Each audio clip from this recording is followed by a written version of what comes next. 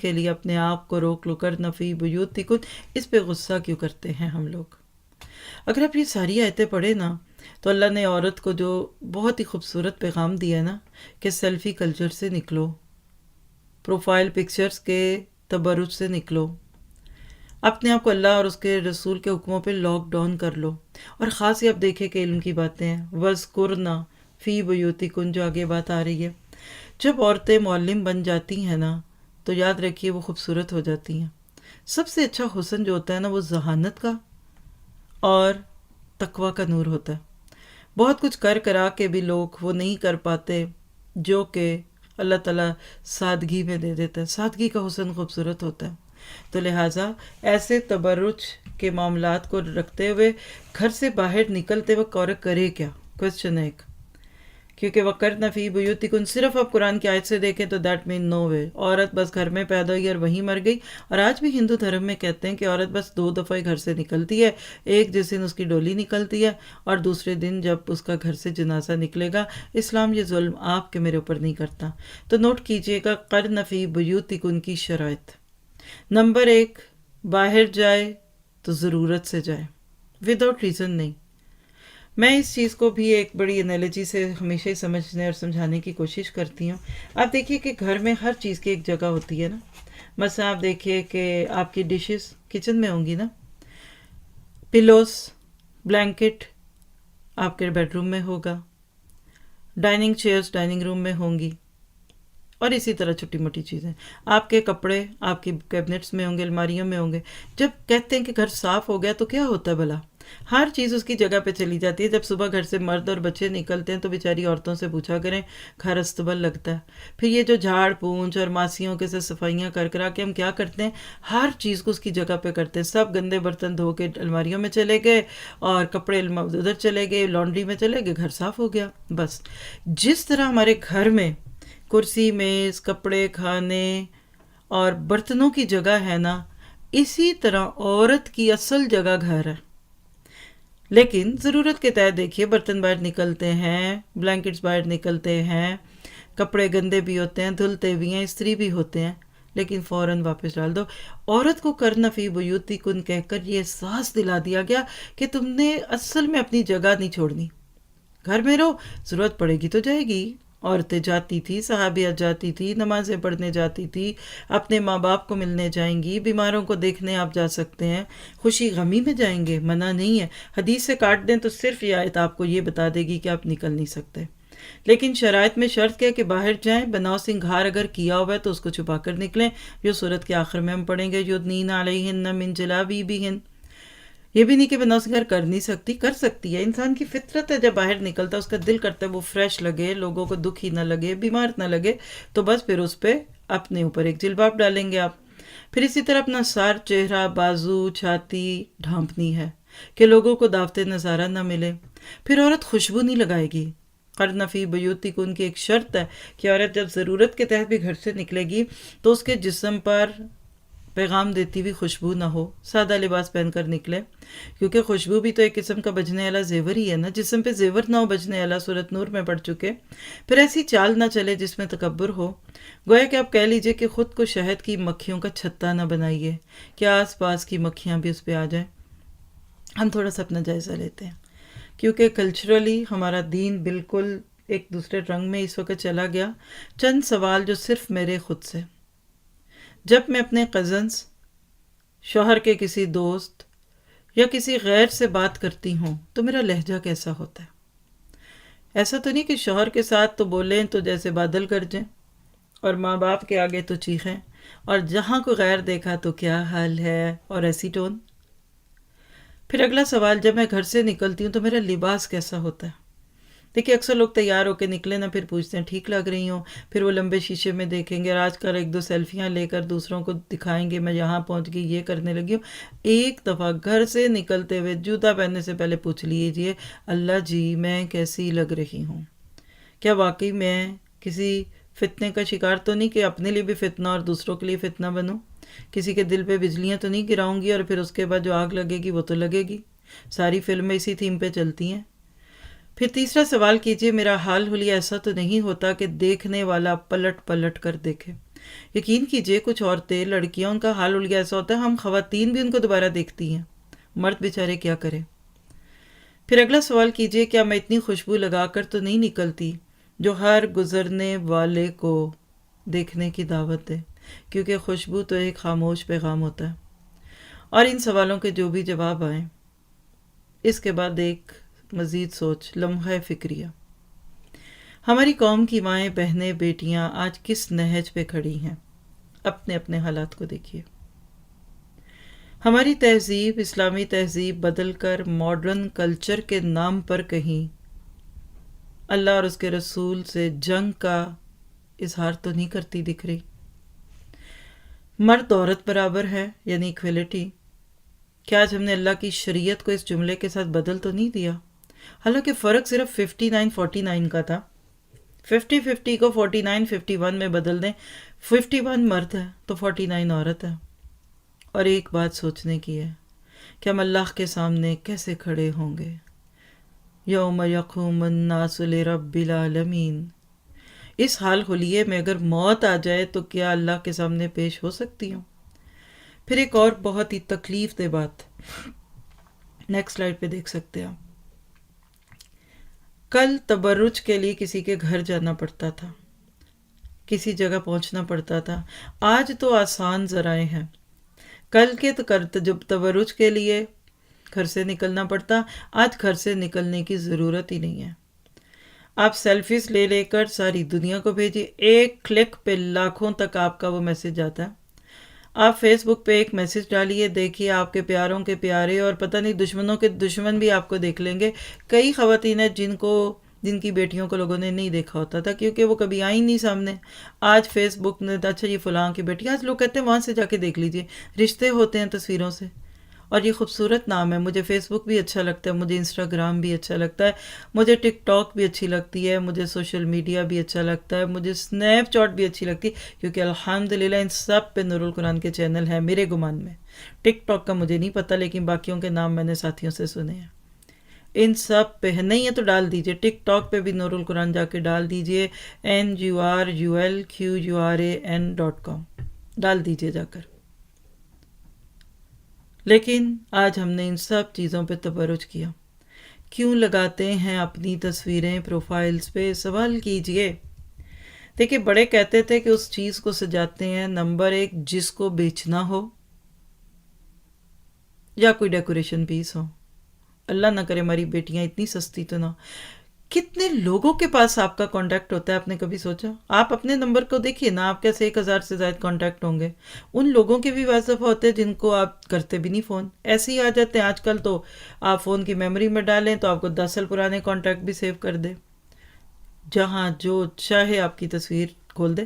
ایسا ایک دفعہ ہوا پچھلے سالوں میں، ایک بچی تھی قرآن پڑھی ہوئی تھی، اس کی میرے پاس تھی، جو بھی تھی کانٹیکٹ سیو تھا۔ کافی عرصے کے بعد جو دوری ہو گئی تھوڑی، یعنی رابطہ نہیں تھا، ایک دفعہ ضرورت پڑی، میں نے کہا میں چیک کروں، میرے پاس اس کا فون ہے۔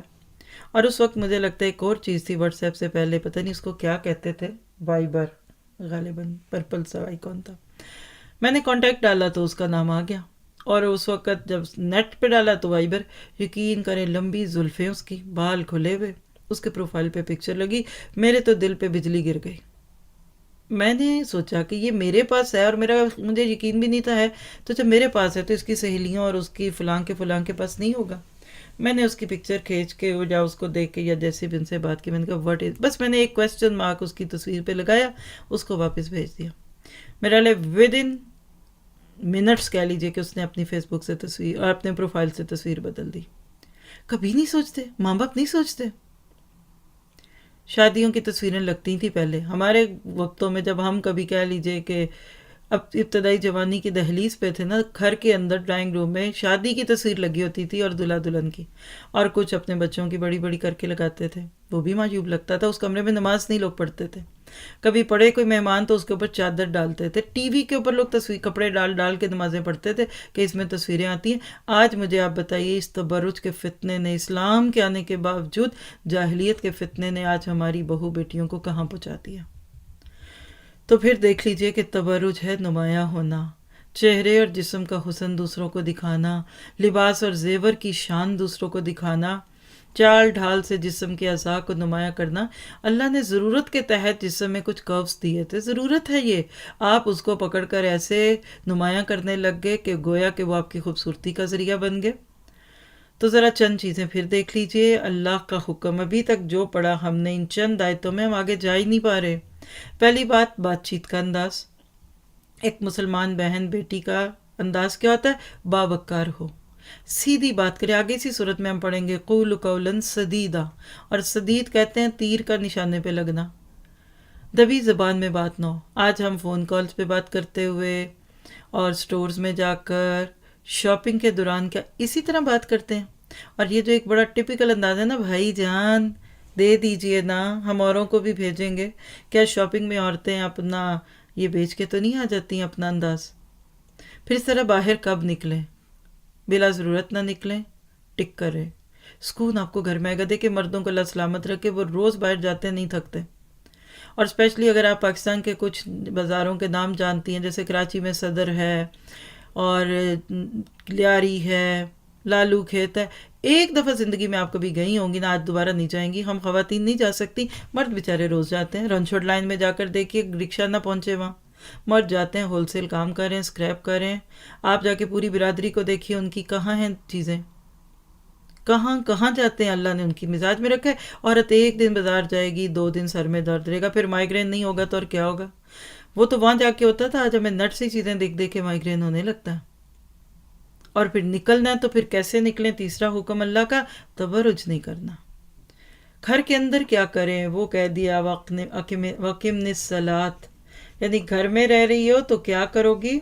وَأَقِمْنَ الصَّلَاةَ وَآتِينَ الزَّكَاةَ، پھر نماز، زکوٰۃ، اطیعوا اللہ اطیعوا الرسول، اور قرآن کا علم اور دین کا کام کرنا ہے۔ تو آپ دین کے لیے بھی نکلتے ہیں نا، اس وقت بھی دیکھا کریں کچھ گناہ تو نہیں کر رہی۔ آپ کہیں گے بات چھوٹ ہی نہیں رہی، کیسے چھوٹے؟ جب تک ہم دل سے نہیں چھوڑیں گے۔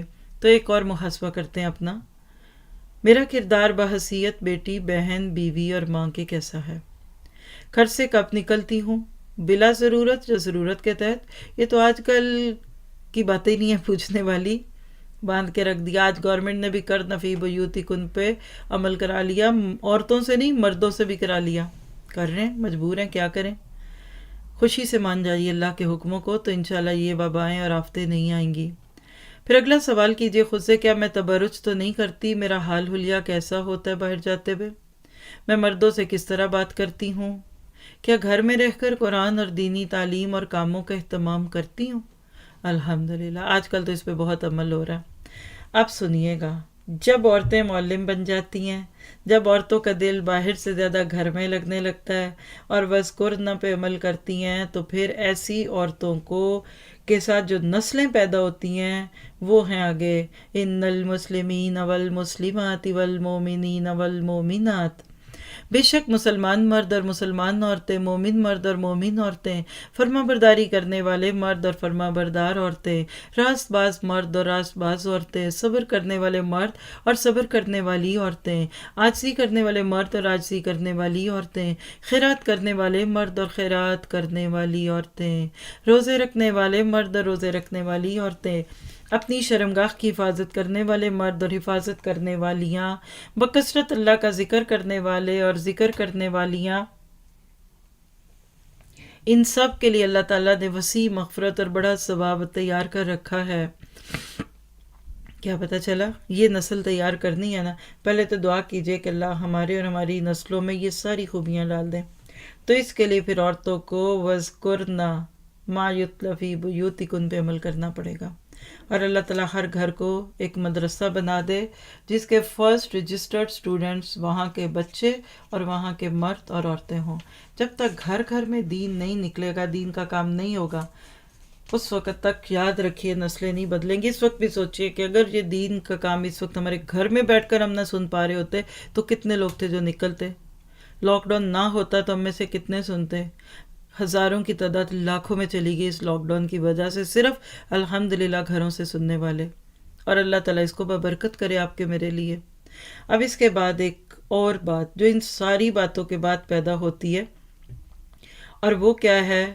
وَمَا كَانَ لِمُؤْمِنٍ وَلَا مُؤْمِنَةٍ إِذَا قَضَى اللَّهُ وَرَسُولُهُ أَمْرًا، اور دیکھو کسی مومن مرد و عورت کو اللہ اور اس کے رسول کے فیصلے کے بعد اپنے کسی امر کا کوئی اختیار باقی نہیں رہتا۔ یاد رکھو کہ جو اللہ تعالیٰ اور اس کے رسول کی بنا فرمانی کرے گا وہ صریح گمراہی میں پڑے گا۔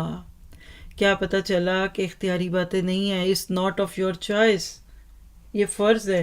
جب اللہ نے آپ کے لیے میرے لیے یہ ساری چیزیں چوز کر لیں تو پھر مجھے آپ کو اس میں کیا مسئلہ ہے؟ لیکن بات یہ ہے کہ ہمارے اور صحابہ میں، ہمارے اور صحابیات میں ایک بہت بڑا فرق ہے کہ وہ بیر منیمم پہ نہیں رہتے تھے، وہ لیسٹ پہ کام نہیں کرتے، چلو ایٹ لیسٹ اتنا تو کر لینا، نہیں، وہ دی بیسٹ پہ کام کرتے تھے، عظیمت کے راستے پہ کام کرتے تھے۔ کیونکہ جب آپ بہت اونچی نیت کرتے ہیں نا تو پھر تھوڑا سا نیچے کہیں جائیں گے تو کچھ تو ہوگا، لیکن جب نیت ہی کی ہے پہلے سٹیپ پہ جانے کی تو ادھر بھی نہ جا سکے تو کیا ہوگا؟ تو پھر یہاں دیکھ لیجئے کہ جاہلیت اخریٰ کا تبرج گھر کے اندر سے بھی ہوتا ہے۔ جاہلیت اولیٰ میں تبرج کے لیے جو باتیں ہم نے سیرت کی بکس میں پڑھی، میں جب اس کو دہرا کر دیکھوں نا تو آج لگتا ہے کہ آج کے ان چھوٹے چھوٹے معاملات میں ان میڈیاز نے ان ساری چیزوں کو آسان کر دیا۔ آج کے دور میں جو کچھ ہو رہا ہے اسی تبرج کے جو آفٹر ایفیکٹس ہے، ذرا اس کو دیکھیے۔ جتنا تبرج عام ہوا، بے پردگی اور فحاشی عام ہوئی، زنا اور اخلاقی برائیاں اور جرائم عام ہوئے، شرک اور آبا پرستی اور دین میں اضافے یعنی بدعت کی صورت میں عام ہوئے، منہ بولے رشتوں کے نام پر بگاڑ پیدا ہو گیا، ہر قسم کے لوگوں کی گھروں میں آمد و رفت ہو گئی۔ اسی طرح مردوں اور عورتوں کا اختلاط یعنی مکسنگ اتنی عام ہے، لوگ مانتے ہی نہیں کہ شادی بغیر مکسنگ کے ہو بھی سکتی ہے۔ اتنی جاہلانہ سوچ اور جاہلانہ رسم و رواج عام ہو گئے۔ یہ سب تبرج کے تحفے ہیں۔ جتنا تبرج آئے گا شیطان آپ کو بہکائے گا۔ اب سوال پیدا ہوتا ہے کہ یہ تبرج کا فتنہ اتنا سخت کیسے ہو گیا؟ یہ وجوہات کیا ہیں اس کی؟ یعنی اسلام کے آنے کے باوجود بھی انسان جاہلیت میں پڑا ہوا ہے۔ اس کی وجوہات آف کورس سب سے پہلے تو ہم کہیں گے شیطان کے بہکاوے،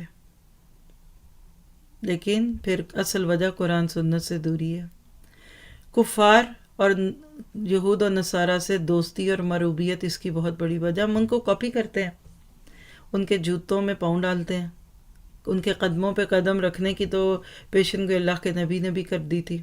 اسی طرح شریعت کے احکامات سے ہم ناواقف ہیں اور ان کی حکمتوں سے تو بالکل ہی ناواقف ہیں۔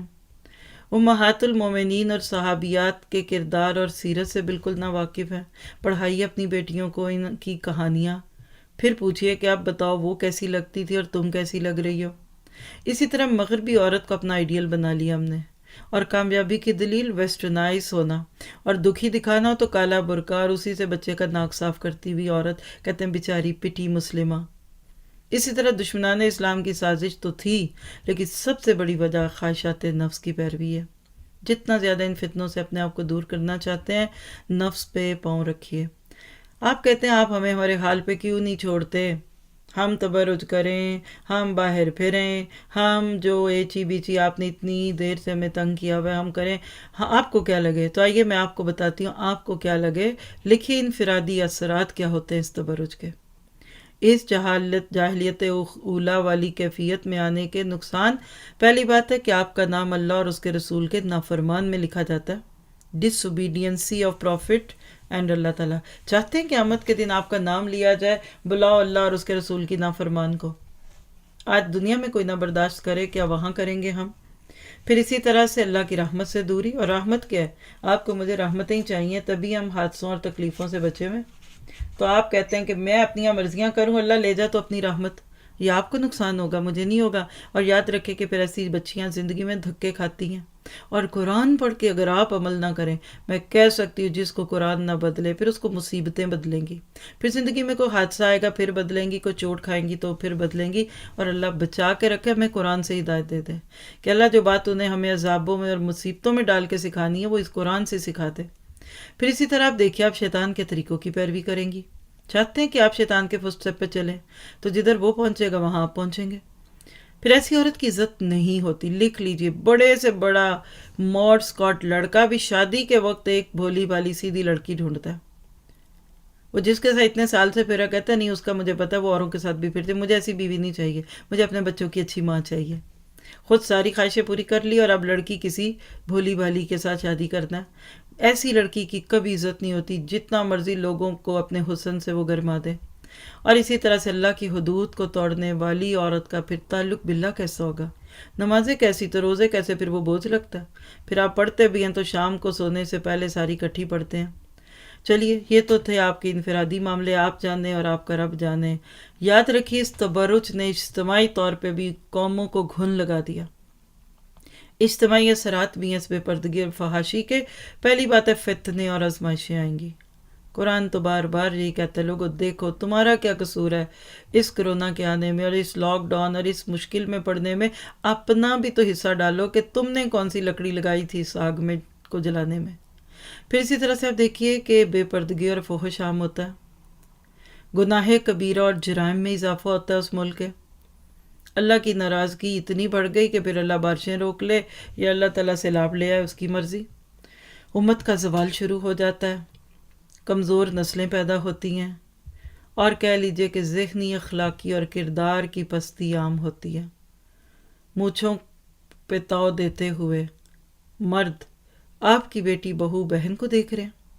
کبھی آپ نے ڈرائیورز کے بارے میں سوچا؟ کبھی مالی باباؤں کے دلوں پہ کیا گزرتی ہے سوچا؟ راہ جاتے مزدور جن کے پاس بیچاروں کے پاس بیوی کو دینے کے لیے شاید 100 روپے کا تحفہ نہ ہو، جب وہ آپ کو اس طرح کی لگژریس شاپنگز کرتے کراتے آپ کے بیگز کو گاڑیوں میں رکھتے نکالتے دیکھتے ہوں گے، کیا کسی دن جوش میں غصے میں وہ کچھ نہیں کر سکتا؟ ہم مجرم ہیں اس تبرج کو عام کر کے. چلیے پھر آخرت کے اثرات بھی لے لیجئے تاکہ شاید یہی بات میری آپ کی اصلاح کا ذریعہ بن جائے.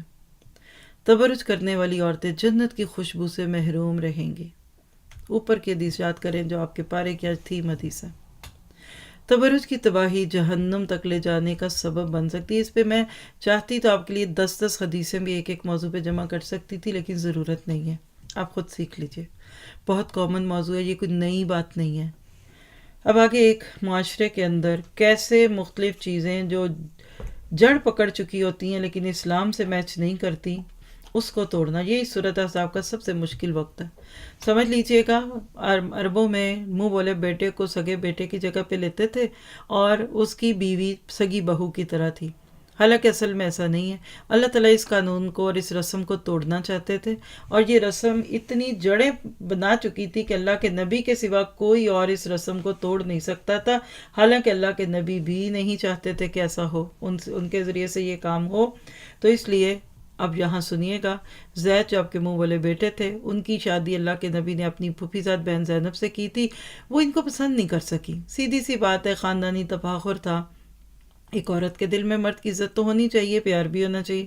یہ ایسا تو نہیں ہے نا کسی نے آپ کو ایک کپڑا دیا پہن لیجئے، کوئی کھانا دیا آپ نہیں کھانا چاہ رہے کھا لیں. شوہر بیوی کا تعلق جذباتی تعلق بھی ہوتا ہے، اس میں بہت کچھ ہے. تو ایز اے ہسبینڈ وہ برداشت نہ کر سکی. ان کو آتی تھی کہ میں ایک غلام کی بیوی ہوں. تو بہرحال اللہ تعالیٰ نے ان واقعات میں پھر ادھر سے ان کو طلاق دلوائی اور اللہ کے نبی کو کہا کہ اب آپ زینب سے نکاح کریں گے. حالانکہ لوگ ان کو حضرت زید کے ناطے سے آپ کی بہو سمجھتے تھے، لیکن وہ اصل میں منہ بولا رشتہ تھا. یہ ساری باتیں سینیریو سمجھتے ہوئے ذہن میں دیکھیے گا. وَإِذْ لِلَّذِي أَنْعَمَ اللَّهُ عَلَيْهِ، یاد کرو جب کہ آپ اس شخص سے کہہ رہے تھے کہ جس پر اللہ نے بھی نام کیا اور آپ نے بھی، کہ تو اپنی بیوی کو اپنے پاس رکھ اور اللہ سے ڈر. تو آپ اپنے دل میں وہ بات چھپائے ہوئے تھے جسے اللہ تعالیٰ ظاہر کرنے والا تھا، اور آپ تو لوگوں سے خوف کھاتے تھے، حالانکہ اللہ تعالیٰ اس کا زیادہ حقدار تھا کہ آپ اس سے ڈریں. بس جب کہ زید نے اس عورت سے اپنی غرض پوری کر لی، ہم نے اسے تیرے نکاح میں دے دیا تاکہ مسلمانوں پر اپنے لے پالکوں کی بیویوں کے بارے میں کسی طرح کی تنگی نہ رہے، جب کہ وہ اپنی غرض ان سے پوری کر لیں. اللہ کا یہ حکم تو ہو کے ہی رہنے والا تھا. یعنی اللہ تعالیٰ نے یہ سب کچھ اس لیے کیا اور اس طرح سے کیا کہ جو اللہ چاہتا ہے وہ کام تو پھر ہو کے رہے گا. جو چیزیں اللہ تعالیٰ نے اپنے نبی کے لیے مقرر کی ہیں ان میں نبی پر کوئی حرج نہیں. یہی اللہ تعالیٰ کا دستور ان میں بھی رکھا جو پہلے ہوئے، اور اللہ تعالیٰ کا کام اندازے پر مقرر کیے ہوئے ہے. یہ سب ایسے تھے کہ اللہ تعالیٰ کے احکام پہنچایا کرتے تھے اور اللہ ہی سے ڈرتے تھے، اور اللہ کے سوا کسی سے نہ ڈرتے تھے، اور اللہ تعالیٰ حساب لینے کے لیے کافی ہے. لوگوں تمہارے مردوں میں سے کسی کے باپ محمد صلی اللہ علیہ وسلم نہیں، لیکن آپ اللہ تعالیٰ کے رسول ہیں اور تمام نبیوں کے ختم کرنے والے، اور اللہ تعالیٰ ہر چیز کو خوب جانتا ہے. یہاں ہے اللہ کے نبی کے خاتم النبیین ہونے کا ذکر۔ آپ دیکھیے کہ اللہ کے نبی آخری نبی تھے۔ سیل اور سٹیمپ کا فرق یاد رکھیے، کچھ لوگوں نے بہت ہی ہوشیاری کے ساتھ جہاں سیل کو سٹیمپ کر دیا۔ دیکھیے مسلمانوں کا متفق فی عقیدہ ہے کہ اللہ کے نبی آخری نبی تھے۔ سورۃ بقرہ کے پہلے رکوع میں آپ دیکھیں نا، وما انزل من قبلک، جو آپ سے پہلے نازل ہوا تو اس پہ بھی ایمان لاتا ہے متقی، یہ نہیں کہا من بعدک، ورنہ یہ یقین نہ ہوتا کہ اللہ کے نبی آخری نبی ہیں تو کسی نے بھی آپ کے بعد اگر نبوت کا دعویٰ کیا وہ تو کفر پہ گیا، کسی نے اس سے یہ ثبوت بھی مانگ لیا کہ اچھا ثبوت پیش کر کے تو نبی ہے، وہ بھی کفر پہ چلا جائے گا۔ اور اللہ کے نبی کی زندگی میں یہ دعوے شروع ہو گئے تھے، اور اللہ نے آپ کو خوابوں کے ذریعے بھی دکھا دیا، مثلا مسلمہ کذاب تھا، اسود انسی تھا، اور اس طرح ایک عورت نے بھی دعویٰ کیا، اور آج کے دور میں بھی ایسے لوگ دعوے دار ہیں جو اللہ کے نبی کے بعد نبوت کے دعوے دار، اور ان کے بقول حضرت عیسیٰ علیہ السلام آ کے دنیا سے جا بھی چکے، اور عیسیٰ نہیں مسیح آئے گا۔ یاد رکھیے، ان عقائد سے اپنی نسلوں کو بچائیے۔ پیسہ پانی کی طرح لگا کر ایسے لوگ بڑی بڑی جگہوں پہ پہنچ جاتے ہیں، اخلاق اتنا خوبصورت کہ لوگ کہ ان سے اچھے تو دیندار ہم نے کبھی دیکھے نہیں۔ تو اپنے بچوں کے دلوں میں ان چیزوں کو راسخ کر دیجئے کہ ہم اپنے نبی کے بعد کسی اور نبی کے بارے میں سوچ بھی نہیں سکتے۔ دیکھیے کتنی ضرورت ہے عقیدے پہ کام کرنے کی۔ ہماری نسلیں اس وقت جن فتنوں کا شکار ہیں وہ یہ فتنے ہیں۔ باہر والے تو تبھی آ کر آپ کے بچوں کو بہکائیں گے جب آپ نے ان کے عقائد پختہ نہ کیے ہوں اور آپ نے ان کو ان ساری چیزوں کا فہم نہ دیا ہو۔ تو کہاں وقت ہے آج کی ماں کے پاس اس طرح تبرج کر کے بازاروں میں گھومنے کا، اور پارلر سے نکلیں تو جیولر پہ، اور جیولر سے نکلیں تو مساج پہ اور فلاں پہ۔ عورتیں اتنی سیلف کانشیس نہیں ہوتی تھیں، اتنی بیوٹی کانشیس نہیں ہوتی تھی پہلے دور میں۔ یہ وہ وقت ہوتے تھے جہاں عورتیں ذمہ داری کو محسوس کرتی تھی کہ ہماری ذمہ داری نسلیں پیدا کرنا ہے، پروڈیوس کرنا ہے۔ ان کو اپنے بچوں کو پالنا، سنوارنا، ان کے کام کرنا اپنی ہر پرسنل ایکٹیویٹی اور ہائیجین سے زیادہ پیارا ہوتا تھا۔ آج کی ماں کو بھی یہی کرنا پڑے گا انشاءاللہ، اور یہ قرآن پڑھنے کے بعد حقیقت میں اس کے دروازے کھلتے ہیں۔ یا ایھا الذین آمنوا اذکروا اللہ ذکرا کثیرا، مسلمانوں اللہ کا ذکر بہت زیادہ کیا کرو اور صبح و شام اس کی پاکی بیان کرو۔ وہی ہے جو تم پر اپنی رحمتیں بھیجتا ہے، اور اس کے فرشتے تمہارے لیے دعائے رحمت کرتے ہیں تاکہ وہ تمہیں اندھیروں سے اجالوں کی طرف لے جائے۔ اور اللہ تعالیٰ مومنوں پر بہت ہی مہربان ہے۔ جس دن یہ اللہ سے ملاقات کریں گے ان کا تحفہ سلام ہوگا، ان کے لیے اللہ تعالیٰ نے باعزت اجر تیار کر رکھا ہے۔ اے نبی، یقیناً ہم نے ہی آپ کو رسول بنا کر گواہیاں دینے والا، خوشخبریاں سنانے والا اور آگاہ کرنے والا بھیجا ہے، اور آگاہ کرنے والا بنا کر بھیجا ہے، اور اللہ کے حکم سے اس کی طرف بلانے والا اور روشن چراغ۔ اللہ کے نبی کی شان میں اس سے خوبصورت آیتیں مجھے قرآن پاک میں نہیں دکھتی۔ پہلے خاتم النبیین کہہ دیا، اور اب آپ کے ساتھ ہمارے تعلق کی بنیادیں، یعنی کہہ لیجئے کہ اللہ کے نبی کی شان آپ اور میں اس طرح بیان کر ہی نہیں سکتے تھے جیسے کہ اللہ تعالیٰ نے بیان کر دی۔ یہ اصل میں اندھیروں سے اجالوں کا سفر ہے۔ آیت 43 میں اگر آپ دیکھتے ہیں تو کیسے اللہ تعالیٰ آپ کو مجھے اندھیروں سے روشنی میں ڈالتا ہے۔ نبی پر درود پڑھنے کا طریقہ، ان کے ساتھ معاملہ کرنے کا طریقہ۔ آپ دیکھیے کہ آج دنیا میں بہت پڑھا لکھا شخص رینگلر کی ڈگری بھی لے لے، لیکن اگر اللہ کے نبی کے مقام کو نہ سمجھ سکا تو وہ ایک دنیا دار مسافر ہوگا۔ لیکن جو دین نہیں سیکھتا اور دنیا بھی نہیں لیتا وہ بھی ناکام ہے۔ آپ دونوں کو گول بنائیے، اللہ کے نبی کا حق بھی لے لیجئے، قرآن کو بھی دیکھیے، حدیث کو بھی لیجئے، تو آپ کو اللہ کے نبی کی جو خوبیاں دکھیں گی وہ آیت 40 میں آپ کے سامنے ہے۔ پہلی تو بات ہے درود پڑھنا ہے۔ کون سا درود؟ درود ابراہیمی۔ نماز میں بیٹھ کر پڑھا ہے، ادھر ہی پڑھنا ہے۔ آپ کھڑے ہو کر نہیں پڑھیں گے کہ آپ قیام کی جگہ پہ درود پڑھیں۔ دور حاضر کا ایک فتنہ خود ساختہ درود بھی ہے۔ اس پر ایک بک ہے مسنون درود کے نام پر، تفہیم و سنہ سیریز میں، آپ اس سے فائدہ اٹھا سکتے ہیں۔ درود شریف کے مسائل، بہت پیاری کتاب ہے، پڑھائی بھی ہے کتاب، بکس ہم کورسز میں بھی اس کو پڑھتے ہیں۔ اس آیت میں جو آپ کے سامنے خوبیاں، نبی صلی اللہ علیہ وسلم شاہد تھے۔ کیسے؟ ساری دنیا پر شہادت حق کی گواہیاں دیتے ہوئے دنیا سے گئے، اور آج امت کو یہ کام سونپ دیا۔ مبشر تھے، خوشخبریاں دیتے تھے۔ کن کو؟ جو لوگ اچھے کام کریں ایمان لانے کے بعد۔ نذیر تھے ان کے لیے جو نام تو اسلام کا استعمال کریں کام نہ کریں، جعلی مسلمان۔ پھر اللہ تعالیٰ کی طرف بلانے والے تھے، داعین اللہ، اللہ ہمیں بھی داعیہ ہی بنا دے۔ اور روشن چراغ تھے، کون سا چراغ؟ ہدایت کا چراغ، کہ جب یہ دنیا میں جلا تو پچھلی جاہلیت کے سارے اندھیرے مٹ گئے۔ اللہ تعالیٰ ہمیں بھی انہی کاموں میں لگا دے۔ آپ مومنوں کو خوشخبری سنا دیجئے کہ ان کے لیے اللہ کی طرف سے بڑا فضل ہے، اور کافروں اور منافقوں کا کہنا نہ مانیے، اور جو ایذا ان کی طرف سے پہنچے اس کا خیال بھی نہ کیجیے۔ اللہ تعالیٰ پر بھروسہ کیے رہیں، اور کافی ہے اللہ تعالیٰ کام بنانے والا۔ اے مومنو، جب تم مومن عورتوں سے نکاح کرو پھر ہاتھ لگانے سے پہلے ہی طلاق دے دو تو ان پر تمہارا کوئی حق عدت کا نہیں جسے تم شمار کرو، پس تم نہ کچھ انہیں دے دو اور پھر بھلے طریقے سے ان کو رخصت کر دو۔ دوبارہ دیکھیے خواتین کے مسائل ہیں، کتنا اللہ تعالیٰ اس چیز کو اہم سمجھتے ہیں کہ عورتوں اور مردوں کے ذاتی معاملات میں بالکل درست لاہ عمل اختیار کیا جائے۔ اے نبی، ہم نے آپ کی وہ بیویاں حلال کر دی جنہیں آپ ان کے حق مہر دے چکے، اور وہ لونڈیاں بھی جو اللہ نے غنیمت میں آپ کو دیں، اور تیرے چچا کی لڑکیاں اور پھوپھیوں کی بیٹیاں، اور تیرے ماموؤں کی بیٹیاں، اور تیری خالاؤں کی بیٹیاں بھی جنہوں نے تیرے ساتھ ہجرت کی ہے، اور وہ با ایمان عورتیں جو اپنا نفس نبی کو ہبا کر دے، یہ صورت میں کہ خود نبی بھی ان سے نکاح کرنا چاہے۔ یہ خاص طور پر صرف آپ ہی کے لیے ہے اور مومنوں کے لیے نہیں۔ ہم اسے بخوبی جانتے ہیں جو ہم نے ان پر ان کی بیویوں اور لونڈیوں کے بارے میں احکام مقرر کر رکھے ہیں، یہ اس لیے کہ تجھ پر حرج واقع نہ ہو۔ اللہ تعالیٰ واقعی بہت بخشنے والا ہے اور بڑا رحم کرنے والا ہے۔ ان میں سے جسے تو دور رکھ دے، اس میں سے جسے چاہے دور رکھ دے اور جسے چاہے اپنے پاس رکھ لے، اور اگر تو ان میں سے بھی کسی کو اپنے پاس بلا لے جنہیں تو نے الگ کر رکھا تھا تو تجھ پر کوئی گناہ نہیں۔ اس میں اس بات کی زیادہ توقع ہے کہ ان عورتوں کی آنکھیں ٹھنڈی رہیں اور وہ رنجیدہ نہ ہوں، اور جو کچھ بھی تو انہیں دے دے اس پر سب کی سب راضی رہیں۔ تمہارے دلوں میں جو کچھ ہے اسے اللہ تعالیٰ خوب جانتا ہے، اور اللہ تعالیٰ بڑے ہی علم والا اور حلم والا ہے۔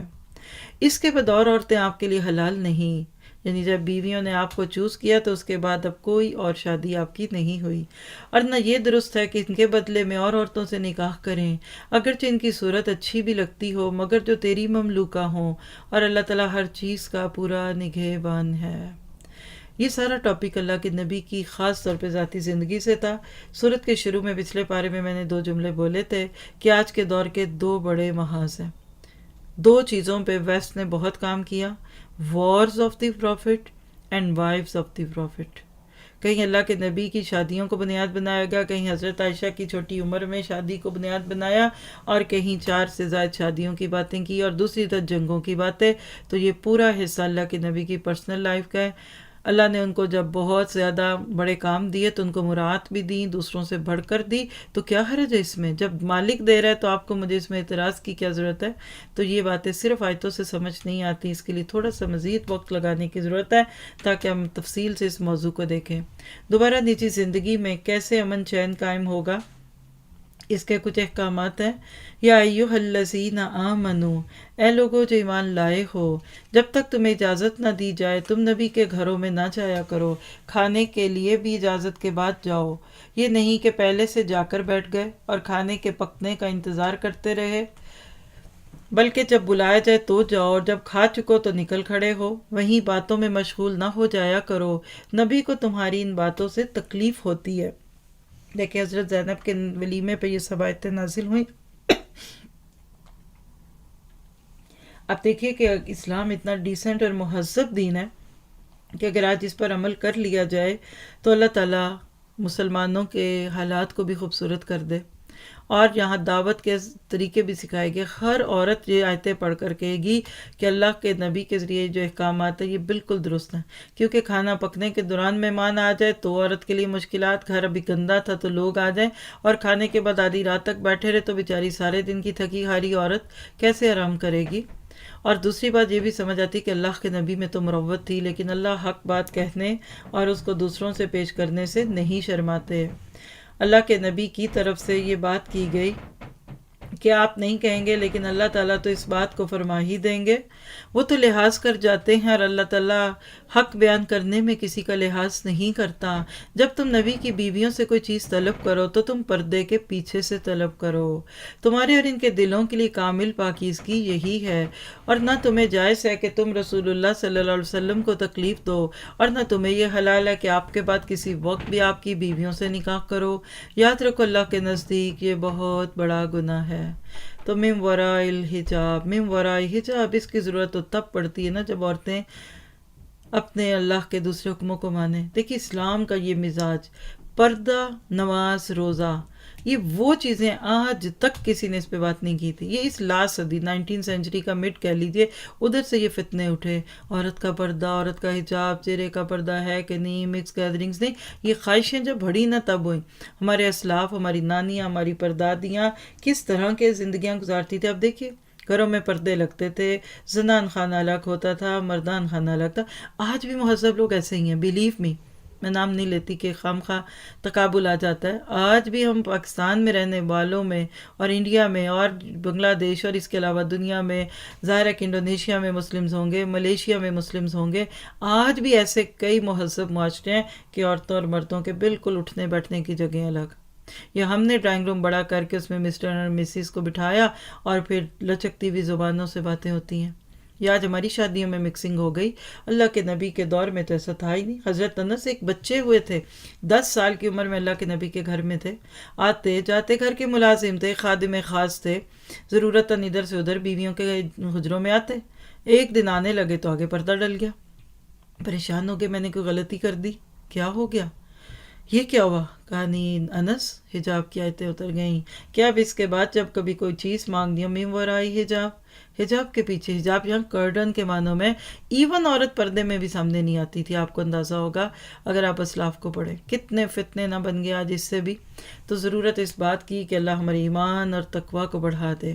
اور اس آیت سے پتہ چلا کہ آپ کی بیویاں ازواج مطہرات تھیں، چاہے جوانی میں بیوہ ہو گئیں عائشہ، لیکن پھر ان سے کسی دنیا کے مرد کا نکاح نہیں ہوا. تو اب دیکھیے نکاح نہیں تھا تو پھر صحابیات نے اور ازواج مطہرات نے کیا پردے اتار دیے.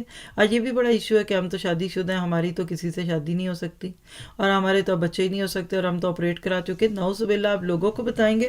اب آپ اللہ کے اس حکم کو ذرا دیکھیے. اور آج مسلمانوں کی جہالت جو اسلام کے باوجود ہے، رات گئے تک مخلوط پارٹیز کا فتنہ آج خوشیوں کے نام پہ بھی ہے، غمیوں کے نام پہ کم ہی ہوتا ہے. موت والے گھر میں کوئی نہیں کہتا مکسنگ ہونی چاہیے جی، یہ کہ عورتیں الگ مرد کیا، بلکہ وہاں تو کوئی پہچانیں گے نہیں کہ یہ بھابھی ہیں جو رات ایسی سجی سمری دکھتی ہیں شادیوں میں، اور اس وقت تو ان کا شکل حال حلیہ نہ بدل جائے.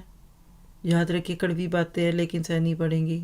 وہ کہتے ہیں نا کہ زہر بھی کرتا ہے کبھی کار تریاکی. اور ایک بات لکھ لیجیے، جب تک مردوں میں غیرت نہیں آئے گی اور عورتوں میں حجاب، لباس، نقاب کی پابندیاں نہیں آئیں گی، اسلام کا رنگ نہیں دنیا کو دیکھے گا، صبغت اللہ آ نہیں سکتا. تو اللہ کا حکم تو کیا کہ جب دعوت کی جائے تو آؤ، مگر کھانا کھا کے منتشر ہو جاؤ، باتیں نہ کرو. آج ہمارا کیا حال ہے؟ راتوں کی دعوتوں کا رواج، جتنی رات گزری اتنی محفل گرم ہوئی. اور اسی طرح پھر ڈانس، میوزک اور پتہ نہیں کیا کچھ تاش کے دور چلتے ہیں. گاڑی بھر کر باہر ہلا گلا کرنے نکل گئے ہمارے جوان بچے. یہ ہمارا حال ہے نہ رونے کی باتیں. اللہ ہماری اصلاح کرتے ہے. تم کسی چیز کو ظاہر کر دو یا چھپا کر رکھو تو ہر چیز کا بخوبی علم اللہ رکھنے والا ہے.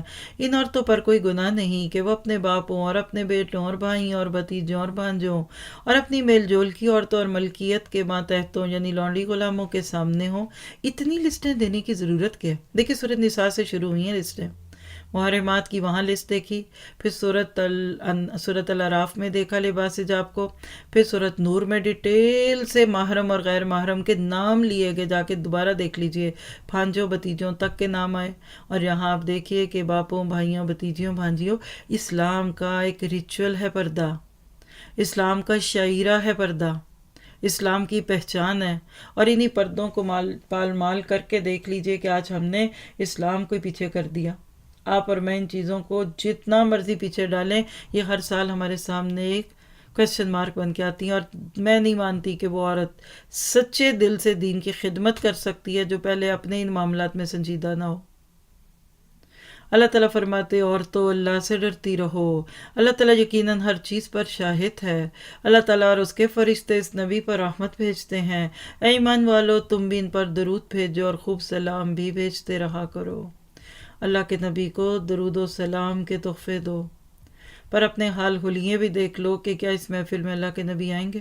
بڑی بڑی سکرینوں پہ خوشبو اور میک اپ میں لتھڑی ہوئی عورتیں کھڑی ہو کے کہتی ہیں اللہ کے نبی آ رہے ہیں، آؤ پہ ناؤ پھولوں کے ہار اور لگ سکھیوں فلاں فلاں۔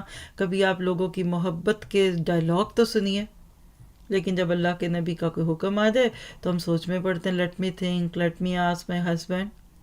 تو ایسی چیزوں سے کیا ہوتا ہے؟ ان الذین یؤذون اللہ ورسولہ، جو لوگ اللہ اور اس کے رسول کو ایذا دیتے ہیں ان پر دنیا اور آخرت میں اللہ کی پھٹکار ہے اور ان کے لیے نہایت رسوا کن عذاب ہے۔ اور جو لوگ مومن مرد اور مومن عورتوں کو ایذا دیں بغیر کسی جرم کے جو ان سے سرزد ہوا ہو، وہ بڑے ہی بہتان اور صریح گناہ کا بوجھ اٹھاتے ہیں۔ یہ ہے آج مسلمانوں کا معاملہ۔ ذرا سا نوٹ کیجیے، آیت 57 میں جو اللہ کے نبی کو اذیت دینے کی بات ہوئی، کہیں میں اور آپ جانتے بوجھتے یا انجانے میں اللہ کے نبی کو اذیت تو نہیں دیتے؟ کیسے؟ پہلے تو بینگ اے وومن، بینگ اللہ کے نبی کی بیٹی اور امتیہ ہوتے ہوئے کیا میں بے پردگی کا شکار ہو کر نبی کو تکلیف تو نہیں دیتی؟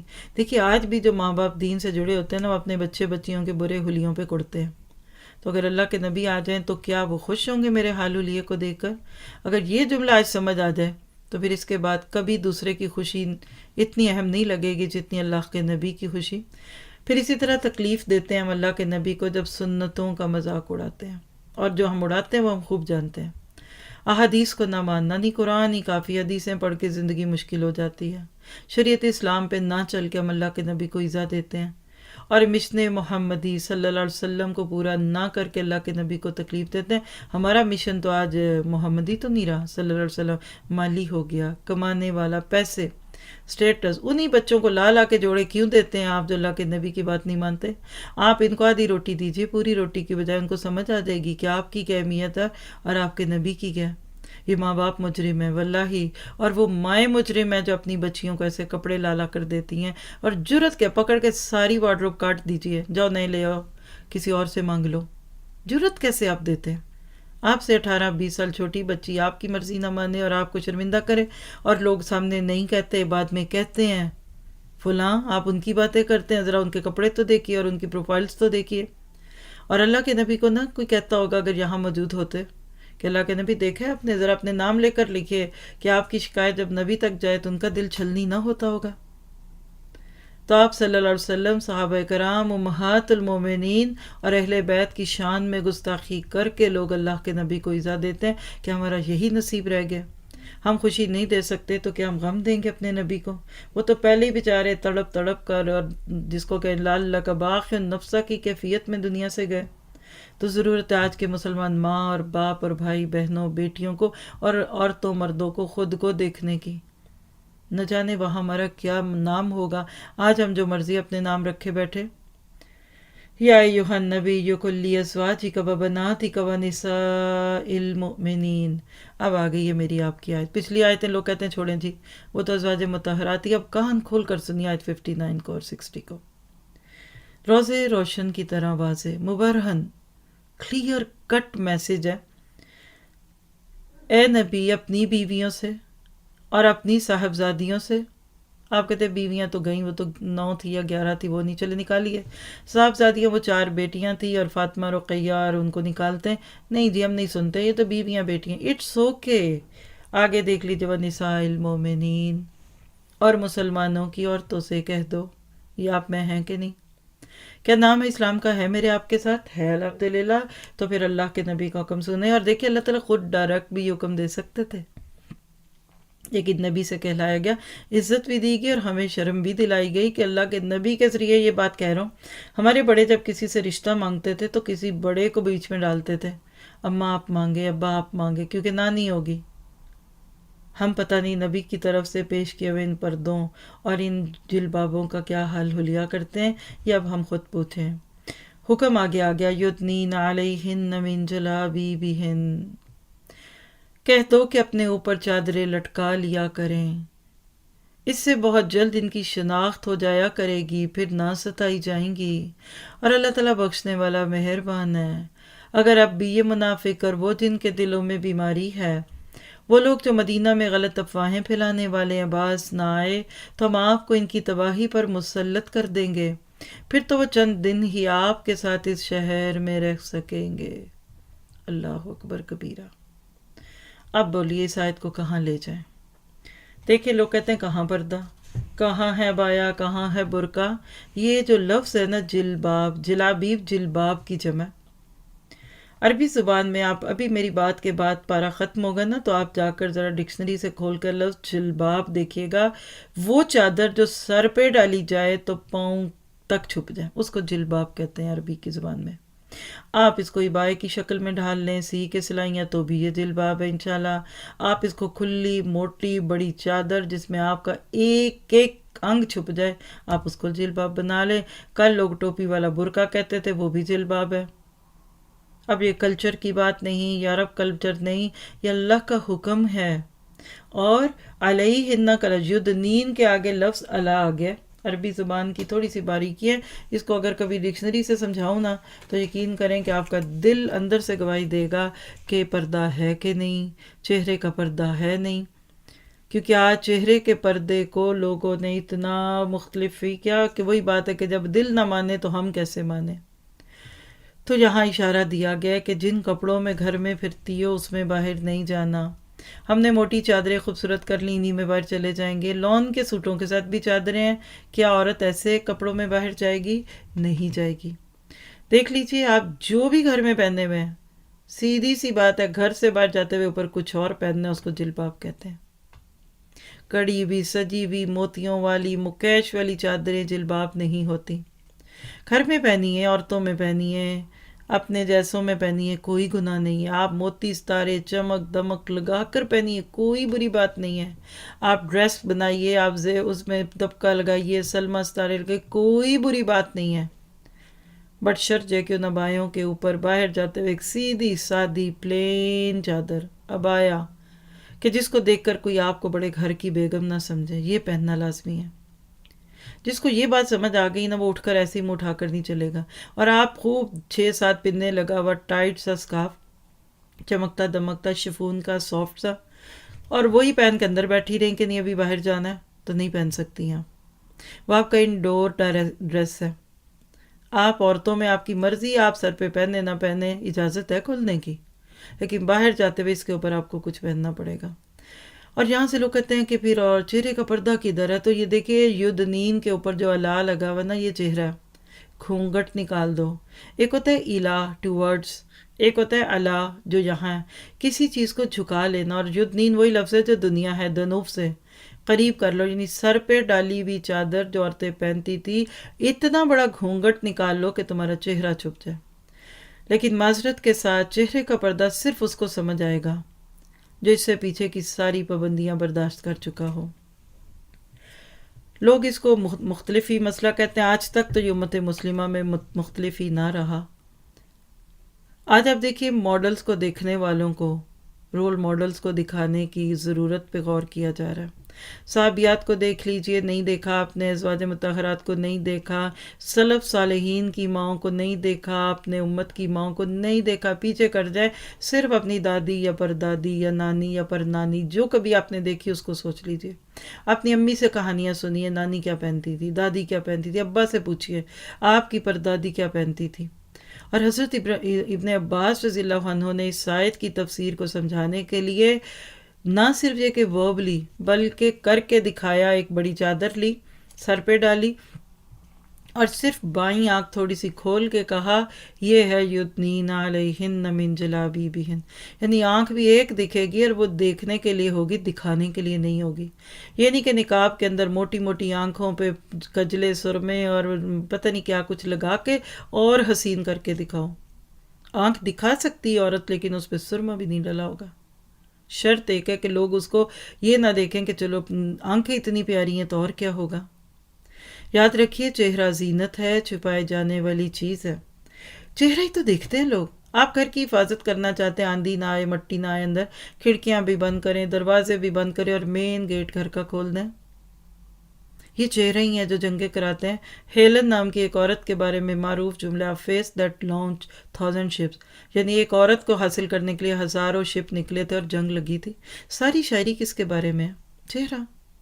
بڑے بڑے بل بورڈز چہرے کو دکھاتے ہیں، لڑکی دیکھنے جاتے ہیں چہرہ دیکھتے ہیں کہ ہاتھ دیکھتے ہیں۔ جتنی کریمیں گھر میں پڑی ہیں یہ فیس کی زیادہ ہیں یا ہاتھوں کی؟ یہ الگ بات ہے کہ آج پورے جسم کی اتنی ہے کہ یاد بھی نہ رہے کہاں کون سی لگانی تھی۔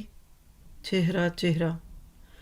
آپ دیکھیے 5 سے 6 فٹ تک جسم تو چھپاتے ہی ہیں نا کپڑوں سے، کسی بھی قسم کے، چلے ٹائٹ ہے یہ جو پہنتے ہیں نا۔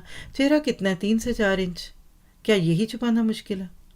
اگر جنت سے صرف 3-4 انچ پہ روک لیے گئے تو کیا کریں گے؟ ساری جسٹیفیکیشن کو ایک سائڈ پہ رکھ کر سوچئے۔ اور یہ جو احرام میں چہرہ کھولنے کا ایک مختلف ہی مسئلہ بیان ہوتا ہے، یہ کب ہے کہ جب عام حالات میں ایک عورت پہ چہرہ چھپائے گی؟ جو یہاں نہیں چھپاتے ان کو وہاں کیا چھپانا ہے؟ اور یقین کیجئے جس دن آپ کا میرا دل مان گیا پھر بنے گا۔ آپ کہتے ہیں یہ اختلافی مسئلہ ہے، وہ عربز یہ کہتے فلاں کلچر، وہ فلاں تو بہت بڑی معروف سپیکرز ہیں، لاکھوں لوگ سنتے ہیں اور وہ تو نقاب نہیں کرتی۔ ایک جملے میں آپ کو جواب دے سکتی ہوں اس کا۔ اگر یہ واقعی اختلافی مسئلہ ہے بھی نا تو پانی سے دھلا ہوا چہرہ، اس کو کھول لیجئے۔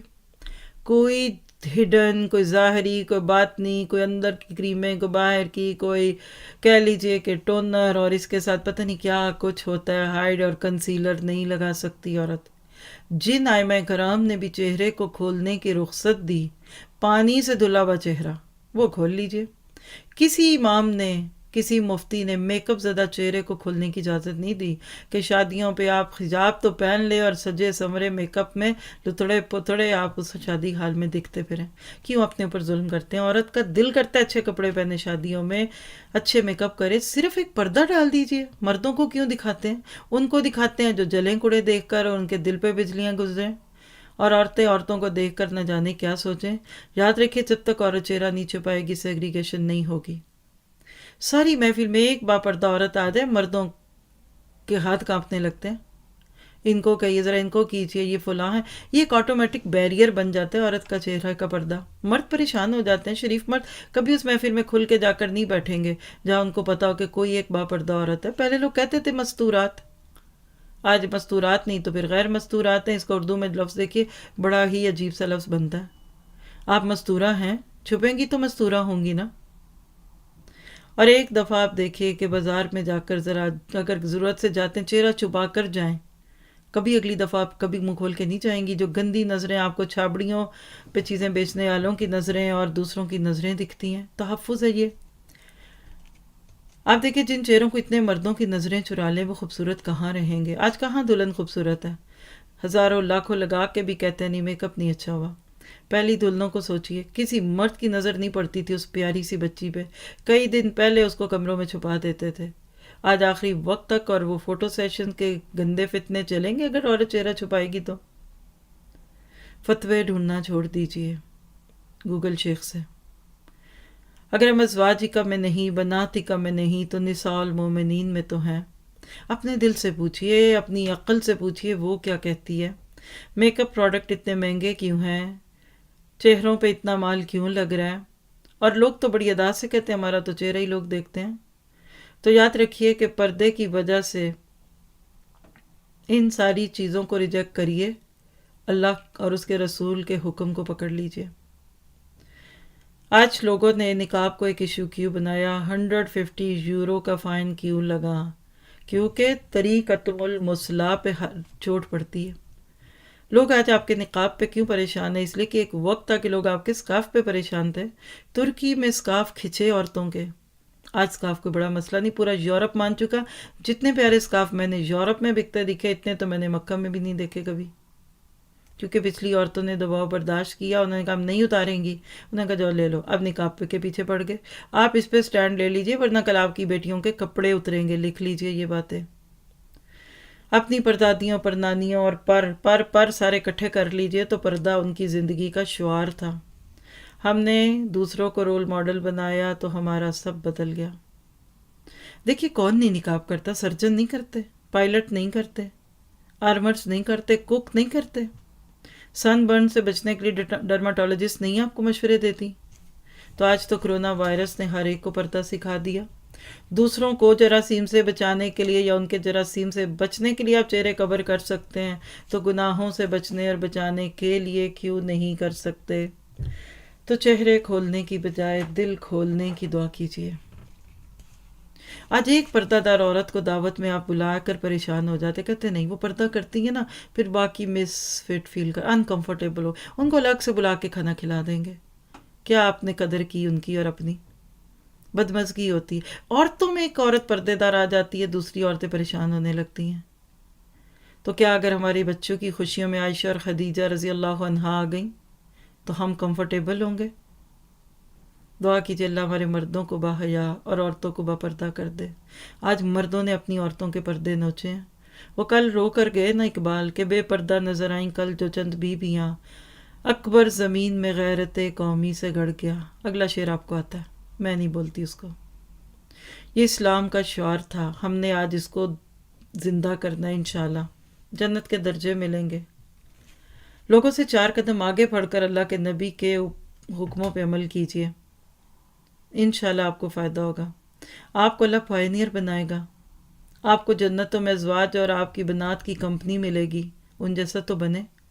تو پردے کو اڈاپٹ نہیں کر سکتے، کم از کم تو پھر اپوز نہ کیجیے. منہ کھول کھول کر اللہ کے قوانین پہ تنقید نہ کریں، اور اللہ سے دعا کریں کہ اللہ مارنا الحق حقا ورزقنا اتباعہ وارنا باطلا باطلا ورزقنا اجتنابہ.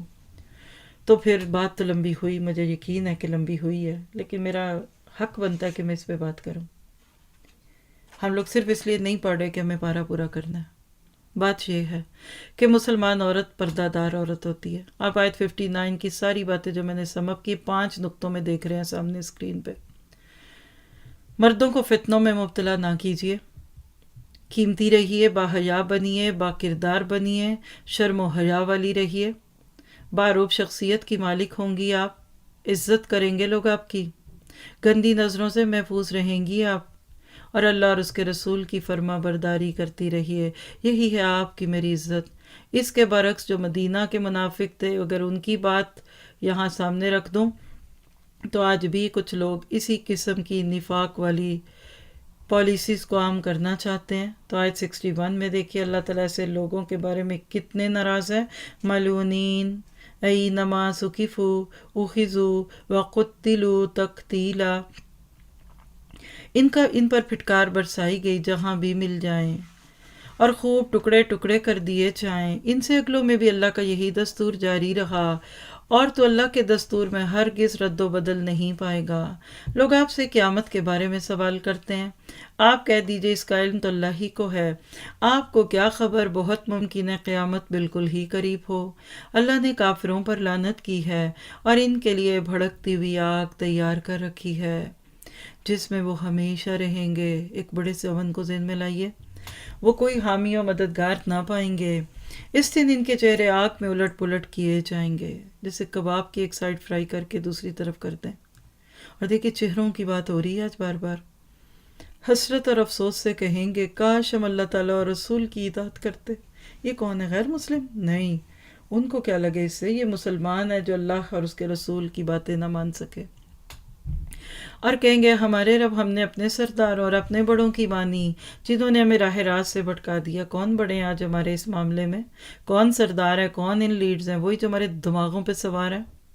چند چمکتی شکلیں، چند سکرینوں پہ آئی ہوئی خوبصورت تصویریں، چند لوگ خود کو ماڈل بنا کر آپ کے بڑے بن گئے.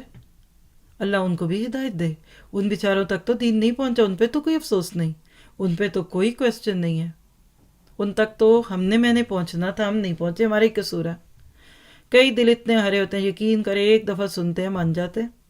ان کو کسی نے دیا نہیں تو آپ ان کو برا کیوں کہیں؟ وہ برے نہیں ہیں، ہم برے ہیں جو ایسی چیزوں کو جانتے بوجھتے پرموٹ کرتے ہیں. پروردگار تو انہیں دگنا ثواب دے اور ان پر بہت بڑی لعنت ڈال دے. یعنی وہاں کہیں گے اللہ جن کی وجہ سے ہم بھٹکے تو ان پہ دگنا ڈال دے. یا ایھا الذین آمنوا، اے لوگو ان لوگوں جیسے نہ بن جاؤ جنہوں نے موسیٰ کو تکلیف دی. بس جو بات انہوں نے کہی تھی اللہ نے انہیں اس سے بری فرما دیا، یعنی بے گناہ تھے وہ، اور وہ اللہ کے نزدیک باعزت تھے. یا ایھا الذین آمنوا، اے لوگو جو ایمان لائے ہو، اتقوا اللہ. اب سورت کا خاتمہ دیکھیے، اللہ سے ڈر جاؤ، اللہ سے ڈر جاؤ، وقولوا قولا سدیدا، اور سیدھی سیدھی یعنی سچی باتیں کیا کرو، ہینکی پینکی کی اجازت نہیں ہے دین میں، اور دین سکھانے والوں کو بالکل اسٹریٹ فارورڈ اللہ اور اس کے رسول کی باتیں وداؤٹ اینی ایگزیجریشن بتا دینی چاہیے، نہ تو شدت برتی ہے، اور حضرت فاطمہ کے نام پر ایسی روایتیں کریں کہ کبھی ان کے بال ہی نہ دیکھے آسمان نے اور زمین نے، یہ بھی غلط باتیں ہیں۔ بی بیلنسڈ، عورتوں میں عورت کیسی لگے، مردوں میں عورتوں کا کیا حجاب ہے، گھر کے مردوں میں کیسی، باپ کے سامنے بیٹیاں کے سلیے میں آئیں بہنیں، بس یہ بتا دیجئے، اس کے بعد وہ جانے ان کا کام۔ اور جب تم بات سیدھی کرو گے تو کیا ہوگا، قولوا قولا سدیدا یصلح لکم اعمالکم ویغفر لکم ذنوبکم، تاکہ اللہ تعالیٰ تمہارے کام سنوار دے، اللہ ہمارے بھی کام سنوار دے اور تمہارے گناہ معاف فرما دے، اور جو بھی اللہ اور اس کے رسول کی تابعداری کرے گا اس نے بڑی مراد پالی۔ تو سورت کے اینڈ پہ کیا خوبصورت حکم دے دیا اللہ نے مومنین کو، پہلے مومنات کی باتیں تھی، اب مردوں کو کہا جا رہا ہے نمبر 1 تقوی لاؤ، سیدھی بات کرو، مت ڈرو بیوی سے اور بیٹیوں سے، اللہ اور اس کے رسول کی اطاعت کرو، نتیجہ کیا ہے، تمہارے اعمال کی اصلاح ہوگی، گناہوں کی معافی ہوگی، بہت بڑی کامیابی ہوگی، ایسے ہی باپ بھائی شوہر کامیاب ہوں گے جو اللہ کے حکموں پہ کان رکھیں گے، اور آخر میں پھر ایک امانت کی ادائیگی کا تذکرہ ہے۔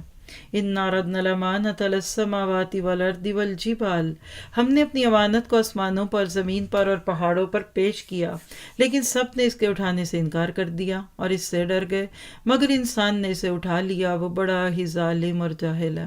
یہ اطاعت کی امانت تھی۔ یہ اس لیے کہ اللہ تعالیٰ منافق مردوں عورتوں اور مشرک مردوں عورتوں کو سزا دے اور مومن مردوں عورتوں کی توبہ قبول کرے، اور اللہ تعالیٰ بڑا ہی بخشنے والا اور مہربان ہے۔ تو یہ تھی سورۃ الاحزاب، جس کے بعد کافی عرصہ تک کوئی حکمی صورت نہیں آئے گی، مکی صورتیں آگے۔ کیا سیکھا ہم نے اس سے؟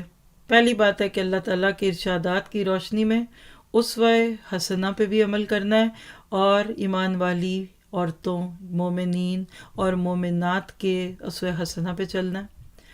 اللہ کے نبی کے پیغام کو رد کرنا گناہ عظیم ہے۔ پردے کے احکامات سیکھے، اللہ توفیق دے دے ماننے کی۔ صلاۃ السلام کی فضیلت دیکھی، اور فرائض حدود امانتیں ہیں، اس کو پورا کرنا ہے۔ اللہ تعالیٰ قیامت کے دن ہمیں خائنین میں سے نہ اٹھائے۔ اگلی سورت سبا ہے۔ سورت الاحزاب کے معاملے میں ایسے ہی لگے گا جیسے کھانے کے بعد سویٹ ڈش، ایپیٹائزر تھا پہلے، میل تھا اس کے بعد، اور اب ایک چیز ہے۔ سورت سبا کیا ہے؟ شکر اور ناشکر کے بیچ کے اندر کے لوگوں کی کہانی ہے۔ 34 نمبر کی سورت ہے، 54 آیتیں ہیں اس میں۔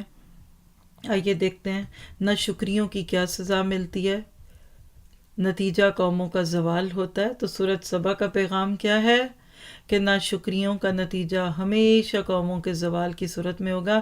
آج امت مسلمہ کی عورتوں نے ٹانگیں تک ننگی کر لیں، پھر بھی لوگ ان کو قبول نہ کر سکے۔ وہ تو آپ کو آپ کے دین سے ہٹائیں گے۔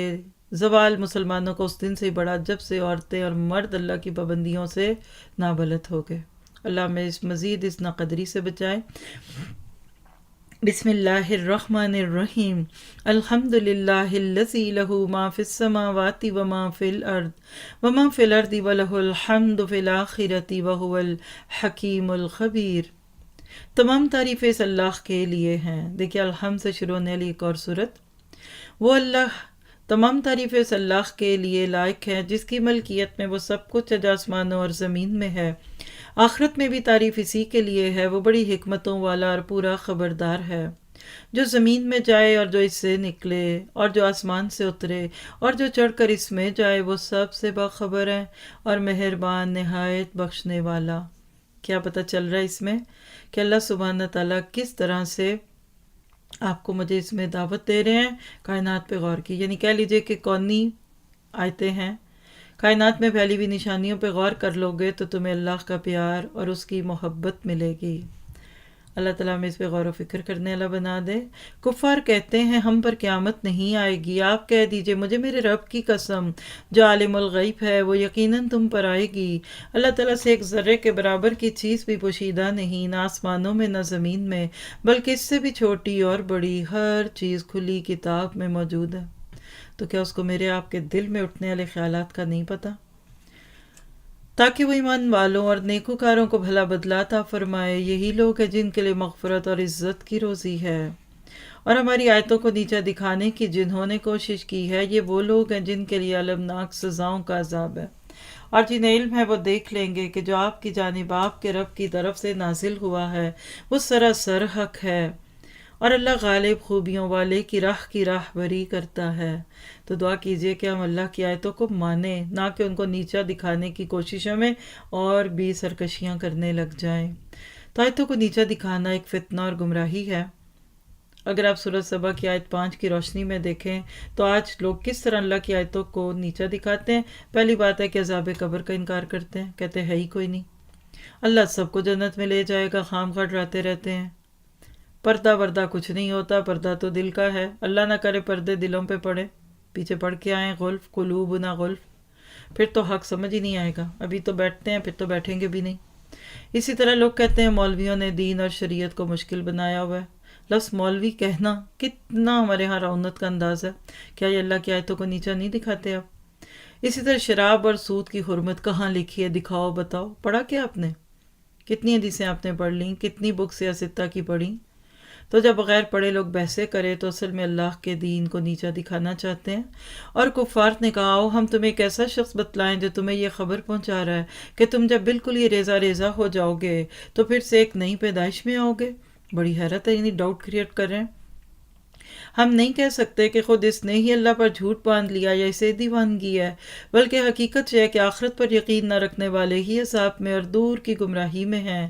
کیا پس وہ اپنے آگے پیچھے آسمان و زمین کو دیکھ نہیں رہے؟ اگر ہم چاہیں تو انہیں زمین میں دھسا دیں یا ان پر آسمان کے ٹکڑے گرا دیں۔ یقیناً اس میں پوری دلیل ہے ہر اس بندے کے لیے جو دل سے متوجہ ہو۔ اللہ ہمیں متوجہ کر دے، دل دماغ ہمارا اس میں لگ جائے۔ اور ہم نے داؤد علیہ السلام پر اپنا فضل کیا ہے، پہاڑوں اس کے ساتھ رغبت سے تسبیح پڑھا کرو، اور پرندوں کو بھی یہی حکم ہے، اور ہم نے اس کے لیے لوہا نرم کر دیا کہ تو پوری پوری زرہیں بنا اور جوڑوں میں رکھ، تم سب نیک کام جوڑوں میں اندازے سے رکھ، تم سب نیک کام کرو، یقین مانو کہ میں تمہارے اعمال دیکھ رہا ہوں۔ داؤد علیہ السلام اور سلیمان کا تذکرہ یہاں اس بات کی دلیل ہے کہ اللہ اور اس کے رسول کی فرما برداری کے ساتھ بھی دنیا اور دنیا کی نعمتیں مل سکتی ہیں، جو کہ آج ہم لوگوں نے بالکل الٹ سوچنا شروع کر دیا۔ اور ہم نے سلیمان علیہ السلام کے لیے ہوا کو مسخر کر دیا کہ صبح کی منزل اس کی مہینے بھر کی ہوتی تھی اور شام کی منزل بھی، اور ہم نے ان کے لیے تانبے کا چشمہ بہا دیا، اور اس کے رب کے حکم سے بعض جنات ان کی ماتحتی میں ان کے سامنے کام کرتے تھے، اور ان میں سے بھی جو ہمارے حکم سے سرتابی کرے ہم اسے بھڑکتی ہوئی آگ کے عذاب کا مزہ چکھائیں گے۔ کیا ترقی تھی اس دور میں، آج تو اس کا کوئی اندازہ نہیں کر سکتا۔ جو کچھ سلیمان چاہتے تھے وہ جنات تیار کر دیتے تھے، مثلاً قلعے اور مجسمے اور حوضوں کے برابر لگن اور چولہوں پر جمی ہوئی مضبوط دیگیں۔ اے آل داؤد، اس کے شکریہ میں نیک عمل کرو، میرے بندوں میں سے شکر گزار بندے کم ہی ہوتے ہیں۔ پھر جب ہم نے ان پر موت کا حکم بھیج دیا تو ان کی خبر جنات کو کسی نہ کسی نے دی، سوائے گھن کے کیڑے کے، دیمک، جو ان کی عصا کو کھا رہا تھا۔ بس جب سلیمان علیہ السلام گر پڑے، اس وقت جنوں نے جان لیا کہ اگر وہ غیب دان ہوتے تو اس ذلت کے عذاب میں مبتلا نہ رہتے۔ کیا پتہ چلا کہ انسان تو انسان ہے، جنوں کو بھی غیب کا علم نہیں ہوتا۔ قوم سبا کے لیے اپنی بستیوں میں قدرت الہی کی نشانی تھی، ان کے دائیں بائیں 2 باغ تھے۔ ہم نے ان کو حکم دیا تھا کہ اپنے رب کی دی ہوئی روزی کھاؤ اور اس کا شکر ادا کرو، عمدہ شہر اور بخشنے والا رب۔ ہائی لائٹ کرنا چاہیں تو آیت 15 کا یہ آخری حصہ کریے، عربی میں تو بہت ہی خوبصورت لگتا ہے پڑھتے ہوئے۔ کلو میں رزق ربکم واشکروا لہ بلدۃ طیبۃ ورب غفور۔ بس اتنا سا جم بنا دے 2 عربی کے لفظ تو آپ کو اللہ پہ پیار آئے گا انشاءاللہ۔ لیکن انہوں نے روگردانی کی تو ہم نے ان پر زور کے سیلاب کا پانی بھیج دیا، اور ہم نے ان کے ہرے بھرے باغوں کے بدلے 2 ایسے باغ دیے جو بد مزہ میووں والے اور بکثرت چھاؤ اور کچھ بیری کے درختوں والے تھے۔ ہم نے ان کی ناشکری کا بدلہ ان کو دیا، ہم ایسی ہی سخت سزا بڑے ناشکروں کو ہی دیتے ہیں۔ تو نعمتوں کی ناقدری سے نعمتیں چھن جاتی ہیں۔ آج ہمارے اوپر یہی ہو رہا ہے، ہم عورتوں نے مردوں نے جب دین کی چیزوں پہ عمل چھوڑا، غیروں نے اس پہ پابندیاں لگا دی، اب کر کے دکھاؤ۔ تو اللہ تعالیٰ ہمیں ماننے والا بنا دے۔ اور ہم نے ان کے اور ان کی بستیوں کے درمیان جن میں ہم نے برکت دے رکھی تھی چند بستیاں اور آباد کر رکھی تھی جو برسرے راہ ظاہر پر تھی، یعنی ہائی وے پہ تھیں، اور ان میں چلنے کی منزلیں مقرر کر دیں، ان میں راتوں اور دنوں کو بامن و امان چلتے پھرتے رہو۔ لیکن انہوں نے کہا ہے ہمارے پروردگار ہمارے سفر دور دراز کر دیجئے۔ ایڈونچرس لوگ ہوتے ہیں نا، وہ ایسی ناشکریاں کرتے ہیں، چونکہ خود انہوں نے اپنے ہاتھوں اپنا برا کیا، اس لیے ہم نے انہیں گزشتہ افسانوں کی صورت میں کر دیا، یعنی اب تو ان کا نام بھی نہیں ملتا، اور ان کے ٹکڑے اڑا دیے۔ بلا شبہ ہر ایک صبر شکر کرنے والے کے لیے اس معاشرے میں بہت سی عبرتیں ہیں، یعنی یہ قوم ہلاک کر دی گئی۔ جیسے آج ہمارے یہاں موئنجو دھاڑو، ہڑپا اور اس طرح کی روئنز ہیں نا، تو مکہ والے اس قوم کے قصے سنتے تھے، اسی لیے ان کو عبرت دی گئی کہ یہ جو قومیں بڑے بڑے اپنے وقت کے نام تھے، سپر پاورز تھیں، ان کو اللہ نے ناشکریوں کی وجہ سے تباہ کیا، اور شیطان نے ان کے بارے میں اپنا گمان سچا کر دکھایا۔ یہ لوگ سب کے سب اس کے تابع دار بن گئے سوائے مومنوں کی ایک جماعت کے۔ شیطان کا ان پر کوئی زور نہ تھا مگر اس لیے کہ ہم ان لوگوں کو جو آخرت پر ایمان رکھتے ہیں معلوم کر لیں، ان لوگوں میں سے جو اس سے شک میں ہیں، اور آپ کا رب ہر چیز پر نگہبان ہے۔ تو اللہ تعالیٰ چنے ہوئے لوگوں کو کب پکڑتا ہے؟ جب اللہ تعالیٰ کی بات کو وہ بدل دیتے ہیں۔ کہہ دیجئے کہ اللہ کے سوا جن کا تمہیں گمان ہے سب کو پکار لو، یعنی جب اللہ کی پکڑ آتی ہے، کوئی آفت آتی ہے، وبا آتی ہے، تو پھر بلاؤ سب کو۔ نہ تو ان میں کسی کا آسمانوں اور زمینوں میں سے ایک ذرے کا اختیار ہے، نہ ان کا اس میں کوئی حصہ ہے، نہ ان میں سے کوئی اللہ کا مددگار ہے۔ درخواست شفاعت بھی ان کے پاس کچھ نفع نہیں دیتی سوائے ان کے جن کے لیے اجازت ہو جائے، یہاں تک کہ جب ان کے دلوں سے گھبراہٹ دور کر دی جاتی ہے تو پوچھتے ہیں تمہارے پروردگار نے کیا فرمایا؟ جواب دیتے ہیں حق فرمایا اور وہ بلند و بالا اور بہت بڑا۔ جب فرشتے اللہ تعالیٰ کے حکم سنتے ہیں تو اس وقت جو ان کے دل پہ گھبراہٹ ہے اس کا ذکر ادھر چل رہا ہے۔ آج قرآن پڑھتے ہوئے ہمارے دل ڈرے نہ ڈریں، فرشتے اللہ تعالیٰ کا حکم سن کر گھبرانے لگتے ہیں۔ پوچھئے کہ تمہیں آسمانوں اور زمین میں سے پوچھئے کہ تمہیں آسمانوں اور زمین سے روزی کون دیتا ہے؟ پوچھئے خود سے۔ کتنا انسان اپنے آپ کو بڑا سمجھتا ہے۔ خود جواب دیجئے کہ اللہ تعالیٰ، سنو، ہم یا تم میں تو یقیناً کھلی ہدایت پر ہیں، ہم یا تم یا تو یقیناً کھلی ہدایت پر ہیں یا کھلی گمراہی میں ہیں۔ کہہ دیجئے ہمارے کیے ہوئے گناہوں کے بارے میں تم سے کوئی سوال نہ کیا جائے گا، نہ تمہارے اعمال کی باز پرس ہم سے کی جائے گی۔ انہیں خبر دے دیجئے کہ ہم سب کو ہمارا رب جمع کر کے پھر ہم میں سچے فیصلے کر دے گا، وہ فیصلے چکانے والا ہے اور دانا۔ کہہ دیجئے اچھا مجھے بھی تو انہیں دکھاؤ جنہیں تم اللہ کا شریک ٹھہرا کر اس کے ساتھ ملا رہے ہو، یعنی ایسے لگ رہا ہے کہ حجتیں تمام ہو رہی ہیں مشرکوں پہ۔ ایسا ہرگز نہیں، بلکہ وہی اللہ غالب با حکمت، یعنی اس کائنات میں شرک کی ایک قطرہ بھر بھی جگہ نہیں ہے۔ ہم نے آپ کو تمام لوگوں کے لیے خوشخبریاں سنانے والا اور ڈرانے والا بنا کر بھیجا ہے۔ ہاں مگر یہ صحیح ہے کہ لوگوں کی اکثریت بے علم ہے۔ ذرا سے اس پہ چند سیکنڈ غور کریں، سچ ہے نا؟ اور اللہ کی بات سچ نہ ہو یہ کیسے ہو سکتا ہے؟ آج بے علمی کی وجہ سے شرک پھیل گیا اور ہمیں خبر ہی نہ ہو سکی۔ پھر دوبارہ اللہ کے نبی صلی اللہ علیہ وسلم کی خوبیاں، ہم نے آپ کو تمام لوگوں کے لیے خوشخبری سنانے والا اور ڈرانے والا بنا کر بھیجا ہے۔ ہاں مگر یہ صحیح ہے کہ لوگوں کی اکثریت بے علم ہے۔ پوچھتے ہیں کہ وہ وعدہ ہے کب؟ سچے ہو تو بتاؤ، یعنی دل نہیں مانتا تھا کہ قیامت آئے۔ جواب دیجئے کہ وعدے کا دن ٹھیک معین ہے جس سے ایک ساتھ نہ تم آگے پیچھے ہٹ سکتے ہو، نہ تم پیچھے ہٹ سکتے اور نہ آگے بڑھ سکتے ہو۔ اور کافروں نے کہا ہم ہرگز اس قرآن کو مانیں گے نہیں۔ دیکھ لیجئے کل بھی کہا آج بھی کہا، وقال الذین کفروا لن نؤمن بہذا القرآن، اور کافروں نے کہا ہم ہرگز نہ تو اس قرآن کو مانیں نہ اس سے پہلے کی کتابوں کو۔ اے دیکھنے والے کاش کہ تو ان ظالموں کو اس وقت دیکھتا۔ اب منظر کشی ہے میدان محشر کی، جبکہ یہ اپنے رب کے سامنے کھڑے ہوئے ایک دوسرے کو الزام دے رہے ہوں گے۔ کمزور لوگ بڑے لوگوں سے کہیں گے اگر تم نہ ہوتے تو ہم مومن ہوتے۔ کوسنے دے رہے ہیں ایک دوسرے کو، وجہ بنا رہے ہیں۔ یہ بڑے لوگ ان کمزوروں کو جواب دیں گے کیا تمہارے پاس ہدایت آ چکنے کے بعد ہم نے تمہیں اس سے روکا تھا؟ نہیں، بلکہ تم خود ہی مجرم تھے۔ اس کو بھی چند سیکنڈ بعد میں غور کیجیے گا، لسٹ میں ڈال دیجیے اپنی تھنک پہ، آئی ٹو تھنک۔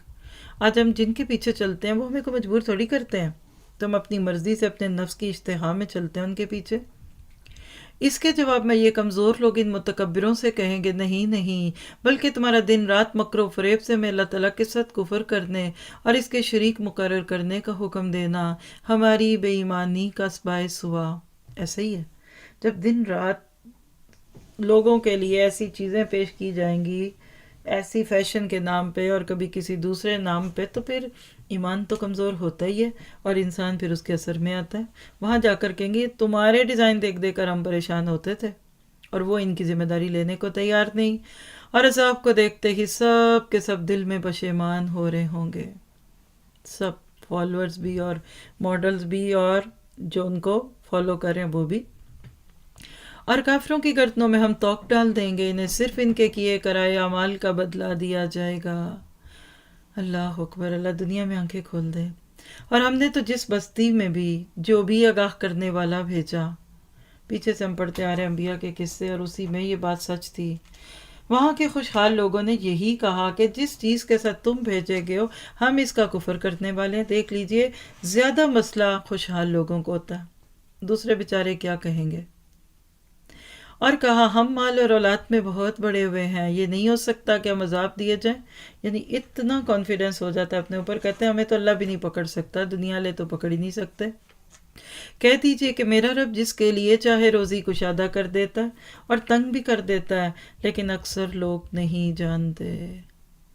اور بات یہ ہے، وَمَا أَمْوَالُكُمْ وَلَا أَوْلَادُكُمْ بِالَّتِي تُقَرِّبُكُمْ عِندَنَا زُلْفَىٰ، اور تمہارے مال اور اولاد ایسے نہیں کہ تمہیں ہمارے پاس مرتبوں سے قریب کر دیں، یعنی ہم تمہارے مال اور اولاد سے امپریس نہیں ہوتے کیونکہ خود ہی اللہ نہیں دیے ہیں۔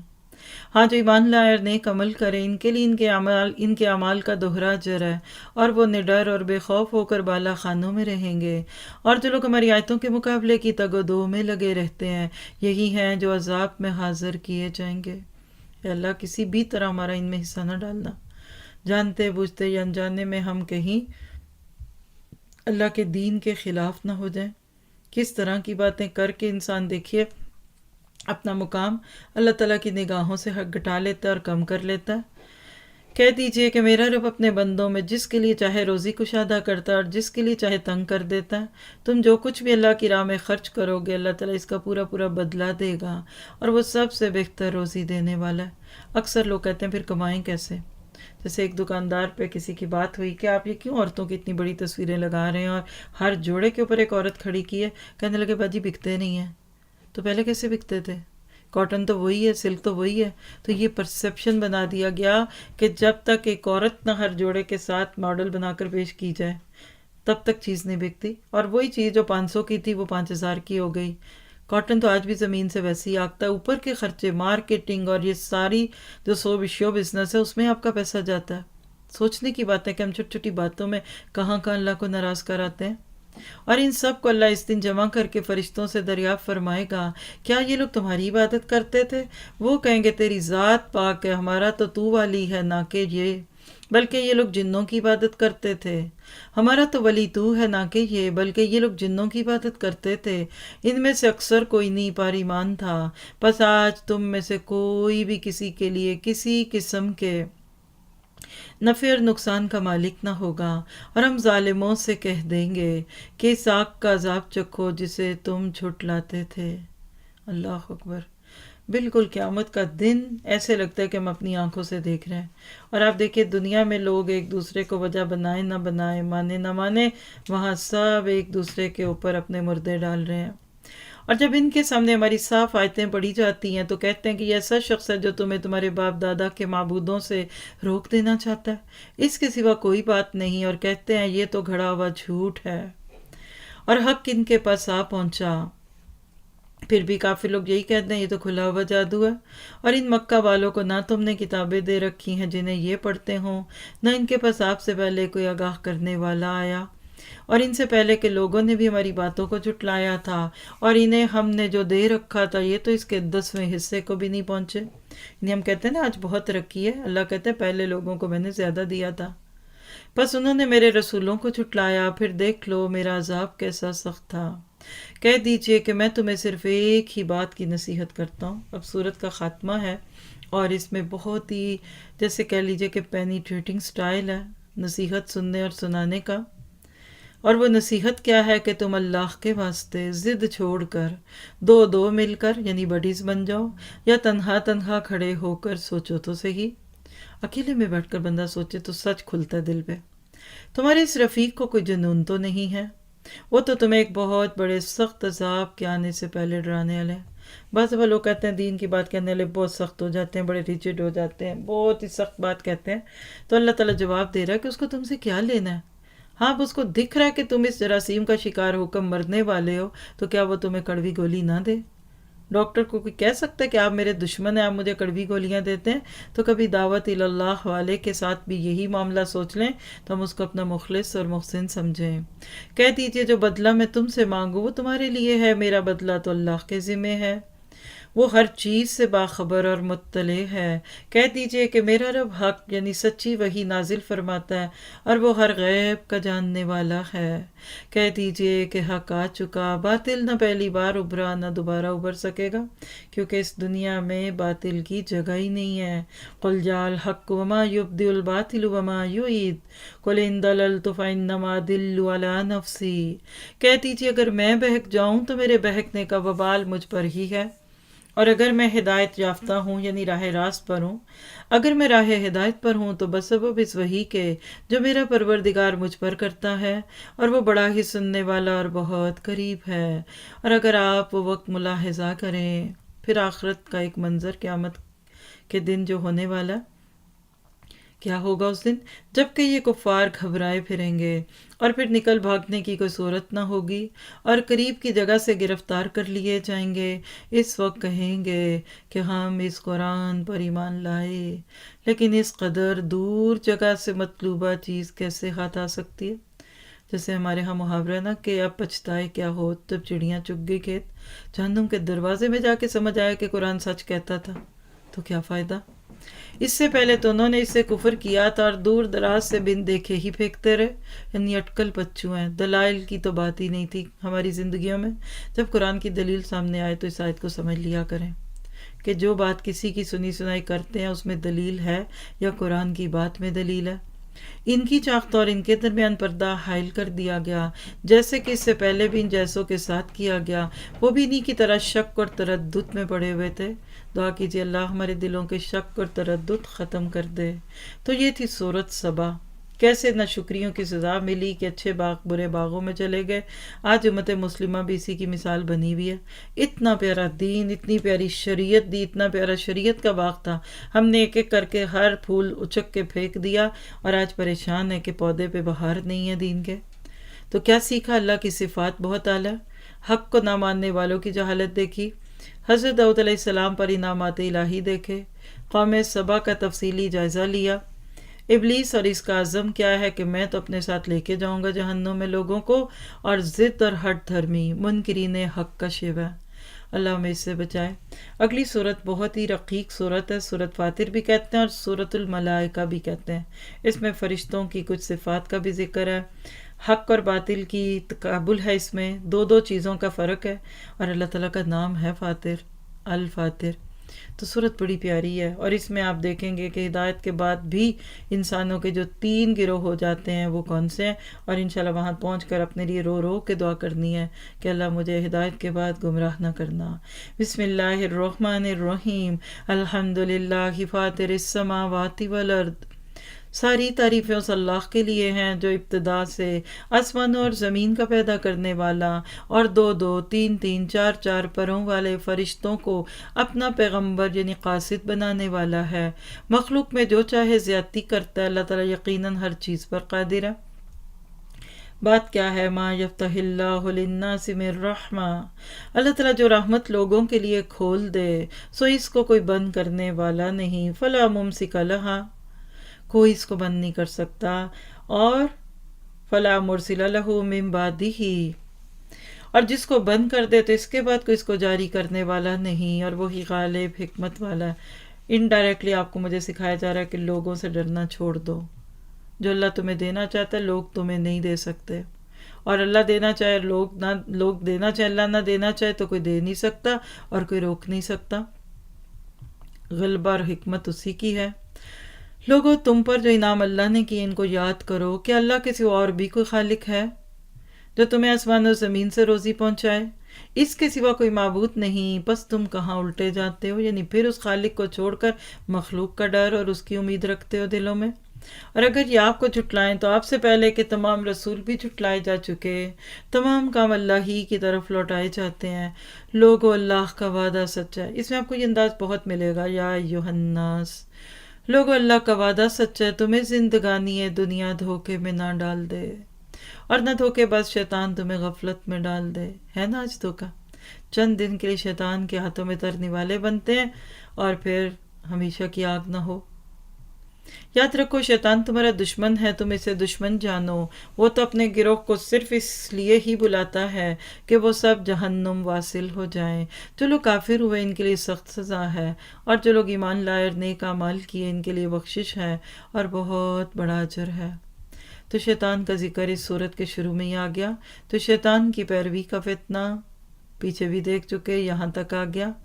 شیطان کے پسندیدہ کام کیا ہیں؟ نمبر 1، وسوسے ڈالنا.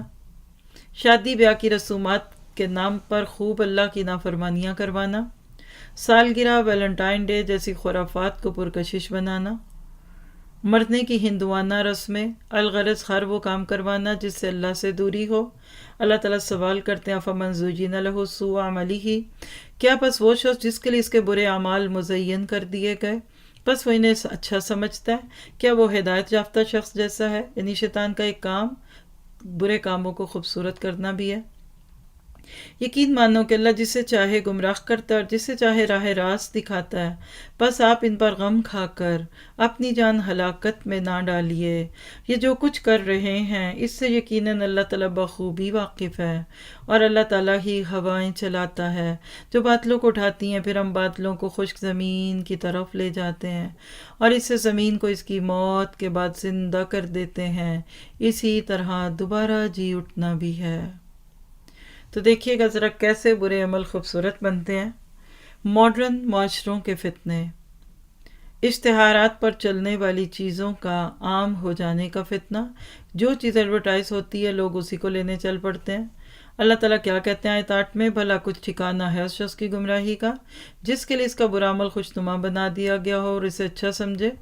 پھر اسی طرح آپ دیکھیے تربیت کے انداز بدل جانے کا فتنہ. آج بدل گئے ماں باپ بھی.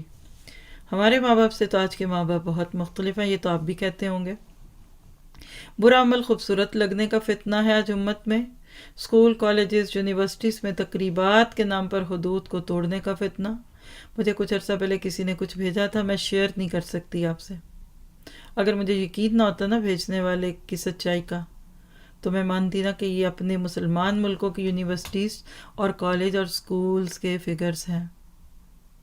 کیا وہ ڈریسز جو کبھی آپ نے انڈین اور چھوڑ دیجئے انگلش موویز میں نہ دیکھیں وہ آج آپ کی بچیاں اپنے اسکول کے کنسرٹس اور پروگرامز میں پہنیں؟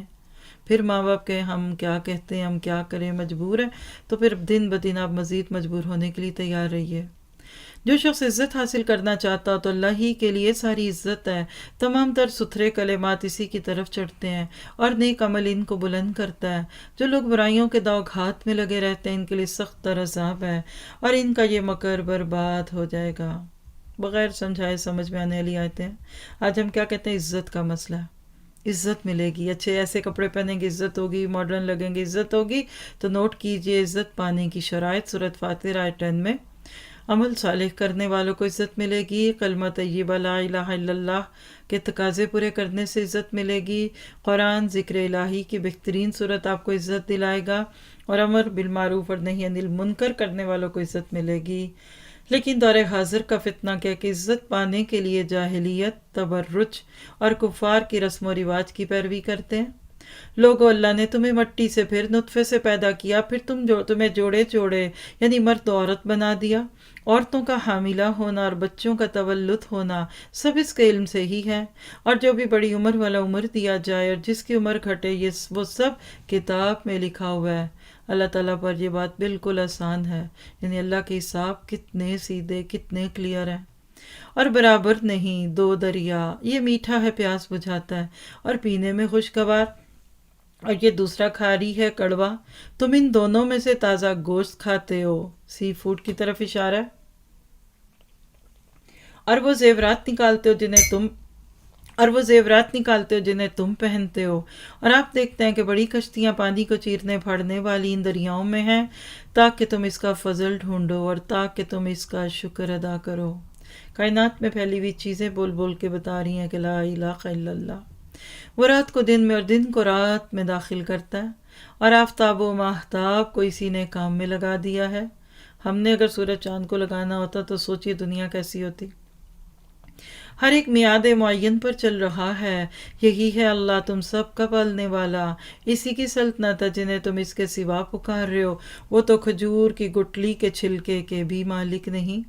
آج افطاری میں جب فریش ڈیٹس کھولیں گے نا، تو جب آدھی کرتے ہیں نا کھجور کو، تو گٹھلی کے اوپر ایک پتلا سا چھلکا اتر آتا ہے، یہ ہے قطمیر۔ سوکھی ہوگی نا تو تنکے کی طرح ہوگی فتیل، اور پتلا سا فریش ڈیٹ میں ہوگا تو یہ ہے قطمیر۔ اللہ کہتا ہے یہ قطمیر بھی کو بنا کے دکھائے۔ اللہ اکبر کبیرہ۔ اگر تم انہیں پکارو وہ تمہاری پکار سنتے ہی نہیں۔ آج تجربہ کر لیجئے، کہیں کسی قبر پہ جا کر کوئی آواز آتی ہے اندر سے، اور اگر بالفرض سن بھی لیں تو فریاد ایسی نہیں کر سکیں گے، بلکہ قیامت کے دن تمہارے اس شرک کا صاف انکار کر جائیں گے۔ آپ کو کوئی بھی حق تعالیٰ جیسا خبردار خبریں نہ دے گا۔ دیکھیے ان آیتوں کا ترجمہ کیا کرتے ہوں گے وہ لوگ جو مذہب بھی جانتے ہیں اور اس کے باوجود بھی اس طرح کی حرکتوں میں ملوث ہیں۔ تو اللہ تعالیٰ نے آپ کو مجھے ایک پکار دی، بڑی پیاری فیمس آیت ہے اس پارے کی، اس سورت کی، اس کو الگ سے بھی لکھ لیا کریں۔ یا ایھا الناس انتم الفقراء الی اللہ واللہ ھو الغنی الحمید۔ اے لوگو تم سب اللہ کے محتاج ہو، بیگرز ہو، اور اللہ بے نیاز اور خوبیوں والا ہے۔ اگر وہ چاہے تو تم کو فنا کر دے اور ایک نئی مخلوق پیدا کر دے، اور یہ بات اللہ کو کچھ بھی مشکل نہیں لگتی۔ تو جو اتنا مجبور ہو پھر اتنا اکڑے، اتنی مرضیاں آپ کے ملازم کریں آپ کے کسی حکم کے مقابلے میں جتنی ہم اللہ کے حکموں کے پہ کرتے ہیں، تو کب کا ان کو چھٹی کرا چکے ہوتے ہیں۔ کوئی بھی بوجھ اٹھانے والا دوسرے کا بوجھ نہیں اٹھائے گا، اور اگر کوئی بوجھ سے لدا ہوا دوسرے کو اپنا بوجھ اٹھانے کے لیے بلائے گا تو وہ اس میں سے کچھ بھی نہ اٹھائے گا، اگرچہ کوئی قرابت دار ہی کیوں نہ ہو۔ ایئرپورٹ اور ٹرین سٹیشنز یاد کیجئے، بڑے بڑے سامان اٹھائے ہوئے لوگ پھر رہے ہوتے ہیں، اور صاف لکھا ہوتا اپنا وزن بوجھ کسی اور کو نہ دیجیے، کسی کا سامان آپ نے نہیں لینا۔ قیامت کے دن وہ رشتہ دار، وہ پیارے، وہ شوہر، وہ بیویاں جن کو خوش کرنے کے لیے اللہ اور رسول کی نافرمانیاں کی، وہ وہاں بیزار ہوں گے، بے نیاز ہوں گے۔ لیکن آپ تو صرف انہی کو آگاہ کر سکتے ہیں جو غائبانہ طور پر اپنے رب سے ڈرتے ہیں اور نمازوں کی پابندی کرتے ہیں، اور جو بھی پاک ہو جائے اپنے ہی نفع کے لیے پاک ہوگا، لوٹنا اللہ ہی کی طرف ہے۔ کیا پتہ چلا اتنا کچھ سن بول کے بھی ہر ایک کو فائدہ نہیں ہوگا۔ ذرا سا سوچیں، اس پہ غور کریں۔ تقابل ہے اس صورت میں، اور اندھا اور آنکھوں والا برابر نہیں، نہ تاریکی نہ روشنی، اور نہ چھاؤں نہ دھوپ، اور زندہ اور مردے برابر نہیں ہو سکتے۔ اللہ تعالیٰ جس کو چاہتا ہے سنوا دیتا ہے، اور آپ ان لوگوں کو نہیں سنا سکتے جو قبروں میں۔ اللہ اگر اس وقت بھی آپ کو مجھے سنوا رہا ہے نا تو الحمدللہ کہیے، خیر ہوتی ہے نا دلوں میں، پھر اللہ سنواتا ہے۔ اور یہ آخری حصہ تو نوٹ کر لیجئے، وَمَا أَنْتَ بِمُسْمِعٍ مَنْ فِي الْقُبُورِ، قبروں میں جو لوگ ہیں، دیکھیں یہاں مردے بھی نہیں کہا، لفظ قبر بولا گیا، پھر بھی لوگ قبروں والوں کو جا کر ڈسٹرب کرتے ہیں۔ آپ تو صرف ڈرانے والے ہیں، ہم نے ہی آپ کو حق دے کر خوشخبریاں سنانے والا اور ڈر سنانے والا بنا کر بھیجا ہے، اور کوئی امت ایسی نہیں ہوتی جس میں کوئی ڈر سنانے والا نہ گزرا ہو۔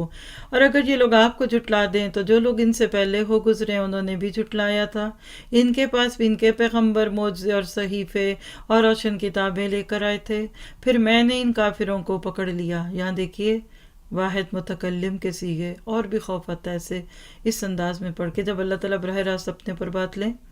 پھر میں نے ان کافروں کو پکڑ لیا، پس میرا عذاب کیسا ہوا۔ کیا آپ نے اس بات پر نظر نہیں کی کہ اللہ نے آسمان سے پانی اتارا، پھر ہم نے اس کے ذریعے سے مختلف رنگوں کے پھل نکالے، اور پہاڑوں کے مختلف حصے ہیں سفید اور سرخ کہ ان کی بھی رنگتیں مختلف ہیں، اور کئی بہت گہرے سیاہ، اور اسی طرح آدمی اور جانوروں اور چوپایوں میں بھی بعض ایسے ہیں کہ ان کی رنگتیں مختلف ہیں۔ اللہ سے اس کے وہی بندے ڈرتے ہیں جو علم رکھتے ہیں، واقعی اللہ تعالیٰ بڑا زبردست بخشنے والا ہے۔ تو اگر آپ کو عالمہ بننا ہے، عالم بننے کا شوق ہے، کہلانے کا، تو عالم کی تعریف لکھ لیجئے، انما یخشی اللہ من عبادہ العلماء۔ خشیت کے بغیر جو علم ملتا ہے نا وہ بوجھ ہے، تو لکھیے جب علم اور حلم ملتا ہے نا پھر خوبصورت شخصیت آتی ہے، ورنہ علم صرف بوجھ ہے۔ جو لوگ کتاب اللہ کی تلاوت کرتے اور نماز کی پابندی رکھتے ہیں، اور جو کچھ ہم نے ان کو عطا فرمایا اس میں سے پوشیدہ اور اعلانیہ خرچ کرتے ہیں، ویسی تجارت کے امیدوار ہیں جو کبھی خسارے میں نہ ہوگی۔ ایک سودے بازی، ایک ٹریڈنگ ہے آپ کے میرے سامنے، دیکھتے ہیں کہ ہم اس پہ کیا کہتے ہیں اور اس میں ملے گا کیا، تاکہ ان کو ان کی اجرتیں پوری دے اور ان کو اپنے فضل سے اور زیادہ دے۔ بے شک وہ بڑا بخشنے والا قدردان ہے۔ اور یہ جو کتاب ہم نے آپ کے اس وحی کے طور پر بھیجی ہے یہ بالکل ٹھیک ہے، جو کہ اپنے سے پہلی کتابوں کی بھی تصدیق کرتی ہے۔ اللہ تعالیٰ اپنے بندوں کی پوری پوری خبر رکھنے والا، خوب دیکھنے والا ہے۔ اب آگئی وہ بات جو میں نے شروع میں صورت کے کہی تھی، امت مسلمہ کے بھی 3 گروہ بن جاتے ہیں بعد میں۔ ثم اورثنا الکتاب الذین اصطفینا من عبادنا، پھر ہم نے ان لوگوں کو اس کتاب کا وارث بنایا جن کو اپنے اپنے بندوں میں پسند فرما لیا۔ یعنی اس وقت ہم سبھی قرآن سن رہے ہیں، کتاب پڑھ رہے ہیں، کتاب کا ورثہ ہمارے سینوں میں منتقل ہو رہا ہے، لیکن بعد میں 3 قسم کے لوگ بنیں گے ہم سب میں سے۔ پھر بعض تو ان میں اپنی جانوں پر ظلم کرنے والے ہیں، یعنی کچھ فائدہ نہیں ہوگا، نہ فرائض کیے، نہ کچھ بھی عمل نہ کیا، نہ حلال حرام کا فرق رہا۔ اور بعض ان میں متوسط درجے کے ہیں، یعنی چلو کچھ کر لیا، فرض کر لیے، سنتیں چھوڑ دیں، اور کچھ حلال رکھ لیا، کچھ حرام، یعنی میڈیوکرس، مڈل کلاس۔ لیکن جو ہائی کلاس لوگ ہیں وَمِنْهُمْ سَابِقٌ بِالْخَيْرَاتِ بِإِذْنِ اللَّهِ، اور بعض ان میں اللہ کی توفیق سے نیکیوں میں ترقی کیے چلے جاتے ہیں۔ یہی بڑا فضل ہے۔ میری زبان میں یہ وہ لوگ ہیں جو اگلے کورسز کو رجسٹر کر رہے ہیں۔ الحمدللہ دن رات نئے سبیل الجنہ کے رجسٹریشنز آ رہے ہیں، اور آپ کے لیے خوشی کی بات ہے کہ انگلش کا بھی کورس ویکینڈز کے لیے اناؤنس ہو گیا کل۔ آپ کے بچے کیوں محروم رہیں، آپ کی بچیاں کیوں ڈریس اچھا نہ پہنیں، آپ کیوں شرمندہ ہوں بار بار اپنے بچوں سے، تو ویکینڈ کورس کا پیج آپ بعد میں انشاءاللہ آپ سے شیئر کر دیتے ہیں لنک۔ آپ اس کو جس حد تک بھی پھیلا سکیں پھیلائیے تاکہ اس سے فائدہ اٹھا سکیں، کیونکہ ہم نے اپنے بچوں کے ساتھ جنتوں میں جانا ہے۔ کون سی جنتیں؟ اگر سابقون بالخیرات ہوں گے تو کیا ملے گا؟ جنات عدن یدخلونہا، وہ باغات ہیں جو ہمیشہ رہنے والے، جن میں یہ لوگ داخل ہوں گے، سونے کے کنگن اور موتی پہنائے جائیں گے، اور پوشاک ان کی وہاں ریشم کی ہوگی، اور کہیں گے اللہ کا لاکھ لاکھ شکر ہے جس نے ہم سے غم دور کیا، بے شک ہمارا پروردگار بڑا بخشنے والا، بڑا قدردان ہے۔ سوال کیجئے خود سے، ہم کہاں جانا چاہتے ہیں؟ امت مسلمہ کے 3 گروہ ہیں آیت 32 میں۔ سب سے پہلے اگر ظالم لنفسی کو دیکھیں تو حشر کی سختیاں سہیں گے، حساب کتاب مشکل ہوگا، رنج و غم کو برداشت کرنا پڑے گا۔ مقتصد کو دیکھ لیجئے تو ملے جلے اعمال کا حساب ہوگا، لیکن ذرا حساب ہلکا ہوگا۔ اور سابقون بالخیرات، بغیر حساب کے جنت میں جانے والے، پوزیشن ہولڈرز، فرسٹ کلاس میں سفر کرنے والے۔ اللہ ہمیں دنیا میں سابقون بالخیرات بنائے اور بھاگ کے جنت میں چلے جائیں، اور میدان حشر کی گرمی ہمیں کچھ تکلیف نہ دے سکے۔ جس نے ہم کو آیت نمبر 36 دیکھیے گا، والذین کفروا لہم نار جہنم۔ آیت 35، جس نے ہم کو اپنے فضل سے ہمیشہ رہنے کے مقام میں لا اتارا، جہاں نہ ہم کو کوئی تکلیف پہنچے گی اور نہ ہم کو کوئی خستگی پہنچے گی۔ اس کے برعکس جو لوگ کافر ہیں ان کے لیے دوزخ کی آگ ہے، نہ تو ان کی قضا ہی آئے گی، نہ ہی مر جائیں گے، اور نہ دوزخ کا عذاب ان سے ہلکا کیا جائے گا۔ ہم ہر کافر کو ایسی ہی سزا دیتے ہیں۔ تصویر کا دوسرا رخ۔ اور وہ لوگ اس میں چلائیں گے کہ اے ہمارے رب ہم کو نکال لے، ہم اچھے کام کریں گے برخلاف ان کاموں کے جو کیا کرتے تھے۔ اللہ تعالیٰ کہے گا کیا ہم نے تم کو اتنی عمر نہ دی تھی کہ جس کو سمجھنا ہوتا وہ سمجھ جاتا، اور تمہارے پاس ڈرانے والا بھی پہنچا تھا، سو مزہ چکھو کیسے ظالموں کا کوئی مددگار نہیں۔ یہ جو جملہ ہے نا وَلَمْ نُعَمِّرْكُم مَّا يَتَذَكَّرُ فِيهِ، آیت 37 کا، علماء کہتے ہیں کہ یہ 60 سال کی عمر ہے۔ جس کو 60 سے اوپر کی عمر مل گئی قیامت کے دن اس کا کوئی عذر نہیں چلے گا کہ اتنے سال میں بھی تجھے موقع نہ ملا کہ تو میری بات پڑھتا، میری کتاب کو سنتا، سمجھتا، پھر اس پہ عمل کرتا۔ اللہ اس برے انجام سے بچائے، اور اس عمر کی پگھلتی ہوئی برف سے ہم فائدہ اٹھا لیں۔ ان اللہ عالم الغیب السماوات والارض، بے شک اللہ تعالیٰ جاننے والا آسمانوں اور زمین کی پوشیدہ چیزوں کا، بے شک وہی جاننے والا سینوں کی باتوں کا، وہی ایسا جس نے تم کو زمین میں آباد کیا۔ پس جو شخص کفر کرے گا اس کے کفر کا وبال اسی پر پڑے گا، اور کافروں کے لیے ان کا کفر ان کے پروردگار کے نزدیک ناراضگی ہی بڑھنے کا باعث ہوتا ہے، اور کافروں کے لیے ان کا کفر خسارے میں بڑھنے کا باعث ہوتا ہے۔ آپ کہہ دیجئے تم اپنے قرار کردہ، یعنی جن کو تم نے مقرر کیا، اپنے قرارداد شریکوں کا حال تو بتاؤ جن کو تم اللہ کے سوا پوجا کرتے ہو، یعنی مجھے یہ تو بتلاؤ کہ انہوں نے زمین میں سے کون سا جز بنایا، یعنی امریکہ، کینیڈا، چائنا، پاکستان، انڈیا، یورپ، کون سا ٹکڑا انہوں نے بنایا؟ گلوب کا کوئی ایک حصہ انگلی رکھ کر تو دکھاؤ۔ یا ان کا آسمانوں میں کچھ ساجا ہے، یا ہم نے ان کو کوئی کتاب دی ہے کہ یہ اس کی دلیل پر قائم ہو؟ بلکہ یہ ظالم ایک دوسرے سے نرے دھوکے کی باتوں کا وعدہ کرتے ہیں۔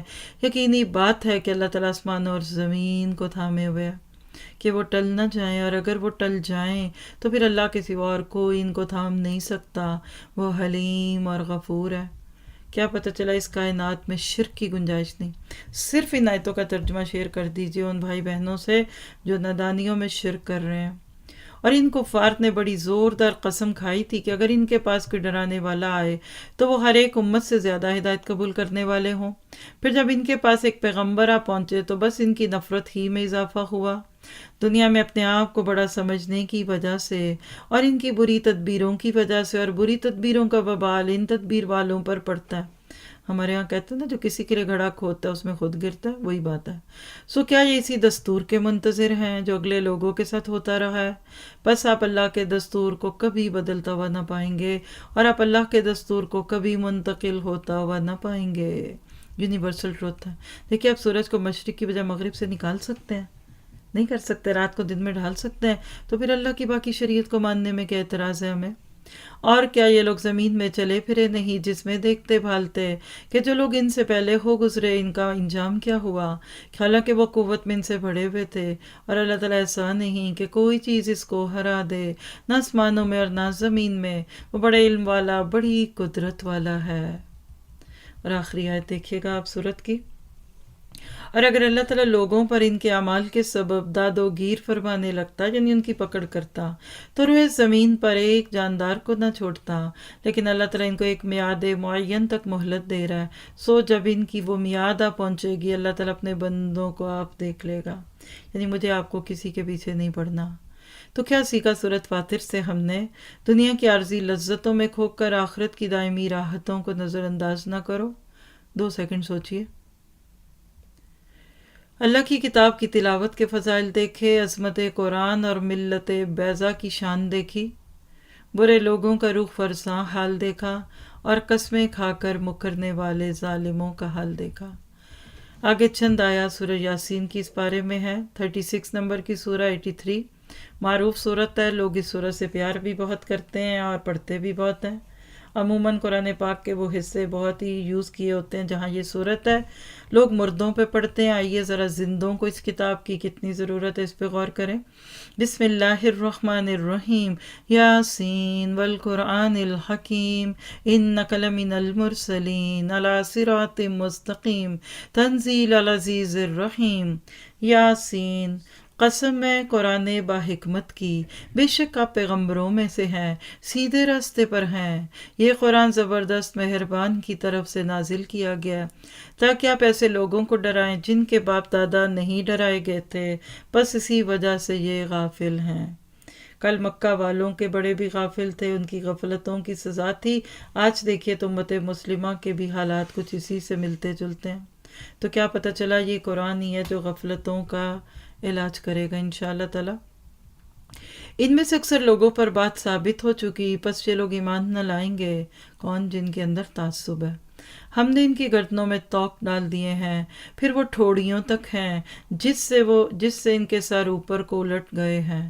تکبر کا پردہ، اکڑ، سرکشی کا فتنہ. یہ کیا پتہ چلا جاہلیت اولیٰ میں توق تھے، انا اور تکبر کے، تعصب کے، جاہلانہ پن کے، اندھی تقلید کے.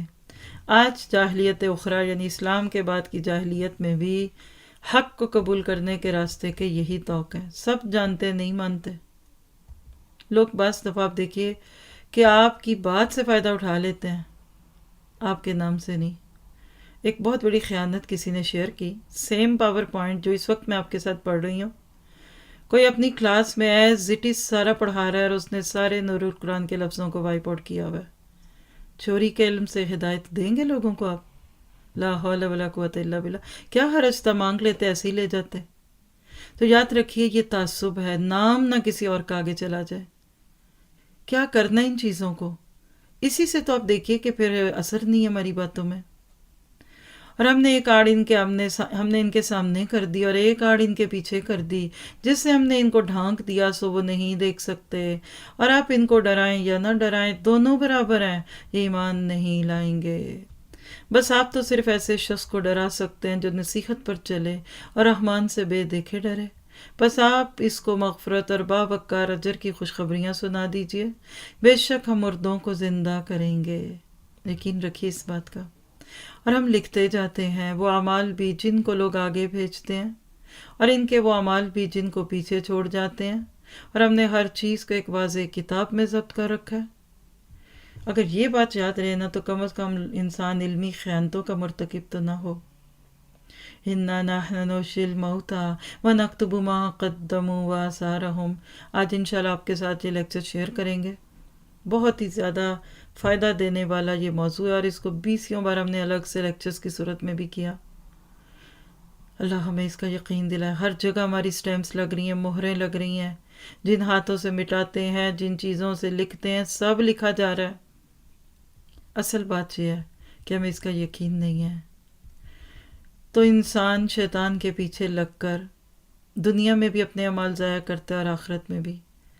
لوگوں کی اکثریت شیطان کے پیچھے لگ کر خود کو جہنم کا ایندھن بنا لیتی ہے.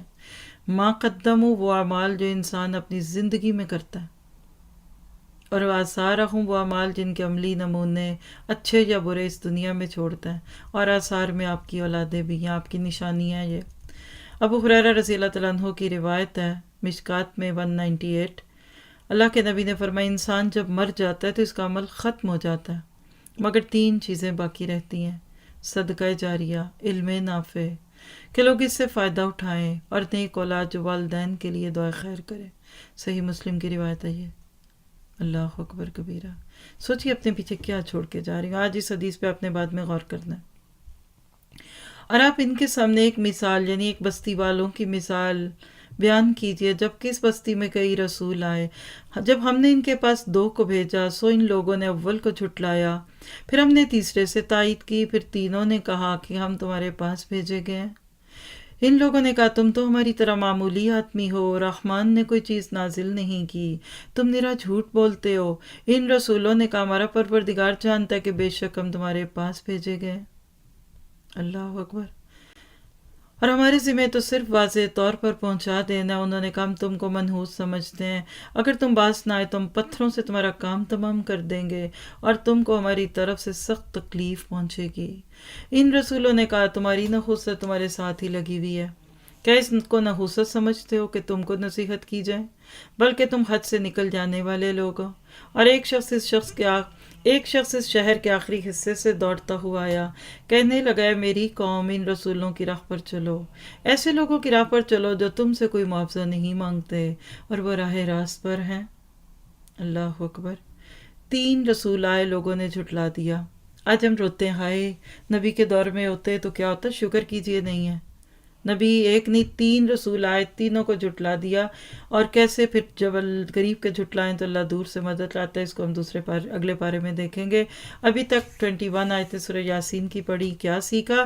صراط مستقیم کی وضاحت ہے یہ، اللہ اور اس کے رسول کی دعوت، شب ہجرت اور منکرین کے سر خاک، اللہ کے نبی یہ آیتیں پڑھتے ہوئے نکل گئے اور کسی کو پتہ بھی نہ چلا۔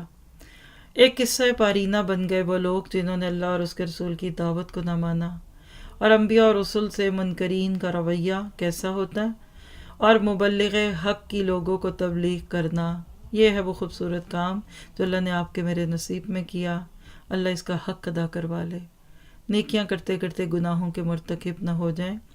پارہ پورا ہوا، جیمز لے لیجئے، گولڈن ورڈز۔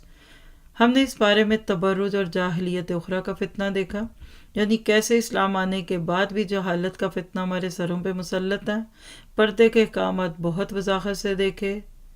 رسول اللہ صلی اللہ علیہ وسلم خاتم النبیین ہیں، ان پہ درود و سلام بھیجنا سیکھا۔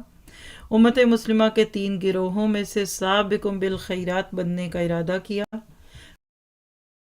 کلمہ طیبہ اور عمل صالح ہی قبول ہوگا قیامت کے دن، اور تقوی اور خشیت الہی ہی اصل میں مطلوب ہے، اور حضرت داؤد کی طرح عبد منیب بننا ہے۔ اللہ میں اس کی توفیق دے۔ فتنہ تو بہت بڑا ہے، تبرج اور جاہلیت اخری، لیکن اس کا حل لے لیجئے۔ ترقی اور ماڈرن ہونے کا یہ نام نہیں ہے، بلکہ یہ ایک سنگین گناہ اور فتنہ ہے۔ بلکہ آپ جس کو ماڈرنائزیشن کہتے ہیں، لوگوں کو فیل کرائیے کہ یہ جہالت کے کام ہے۔ اس فتنے سے آگہی حاصل کرتے ہوئے اپنا محاسبہ کرنا ہے۔ خاندان، برادری، جاہلانہ، غیر اسلامی رسم و رواج سے اپنے آپ اور دوسروں کو بچانا ہے۔ اللہ کے رسول صلی اللہ علیہ وسلم کی اطاعت کرنی ہے اور شریعت اسلام کی پابندی کرنی ہے، اللہ کے حکموں کو مانتے ہوئے۔ جدید دور کی جاہلیت اور تبرج کے فروغ کے سلسلے میں سوشل میڈیا کے کردار کو سمجھنا ہے اور وہاں تک اپنی آواز کو پہنچانا ہے مہذب طریقے سے۔ ان تمام خرافات میں وقت برباد کرنے کی بجائے قرآن پاک سے اپنا تعلق جوڑنا ہے، اور حدیث اور سنت سے۔ لوگوں کے دباؤ میں آ کر شریعت چھوڑ کر شہوات اور شیطان کی پیروی نہیں کرنی، تقوی اور خشیت الہی پیدا کرنا ہے۔ دشمنان اسلام کی سازشوں کو سمجھنا ہے اور مغربی معاشرے کی جاہلانہ تہذیب سے متاثر نہیں ہونا۔ رسول اللہ صلی اللہ علیہ وسلم اور امہات المومنین کے اسوے پہ عمل کرنا ہے۔ تزکیہ نفس، پردے کے خاص اہتمام، عورت اور مرد کے اختلاط یعنی مکسڈ اپ کلچر کے بغیر پاک صاف معاشرے سے ہی امت کو عروج حاصل ہوگا۔ اس کو سمجھ لیجئے، جتنا جلدی یہ کر لیں گے اتنی مسلمانوں کو عزت ملے گی، اور سب سے بڑی بات پچھلی زندگی پر توبہ اور آئندہ کے لیے استقامت اور ہدایت کی دعا کرنی ہے۔ ربنا تقبل منا انک انت السمیع العلیم وتب علینا انک انت التواب الرحیم۔ اللہ تعالیٰ ہم سے قبول فرمائے۔ آج شروع میں کچھ پرابلم تھا لائیو براڈ کاسٹ میں، تو شروع کا تقریباً 20-25 منٹ کا حصہ نہیں گیا، لیکن بعد میں آپ فائدہ اٹھا سکتے ہیں، اور مجھے ہمارا وقت بھی تھوڑا زیادہ جو اوپر ہوا وہ اسی وجہ سے تھا۔ اللہ تعالیٰ آپ سب کو اس کا بہترین بدلہ دے، اس وقت کو آپ کے حق میں صدقہ بنائے۔ جی، آپ اسٹوڈنٹس شیئر کریں گے ان کی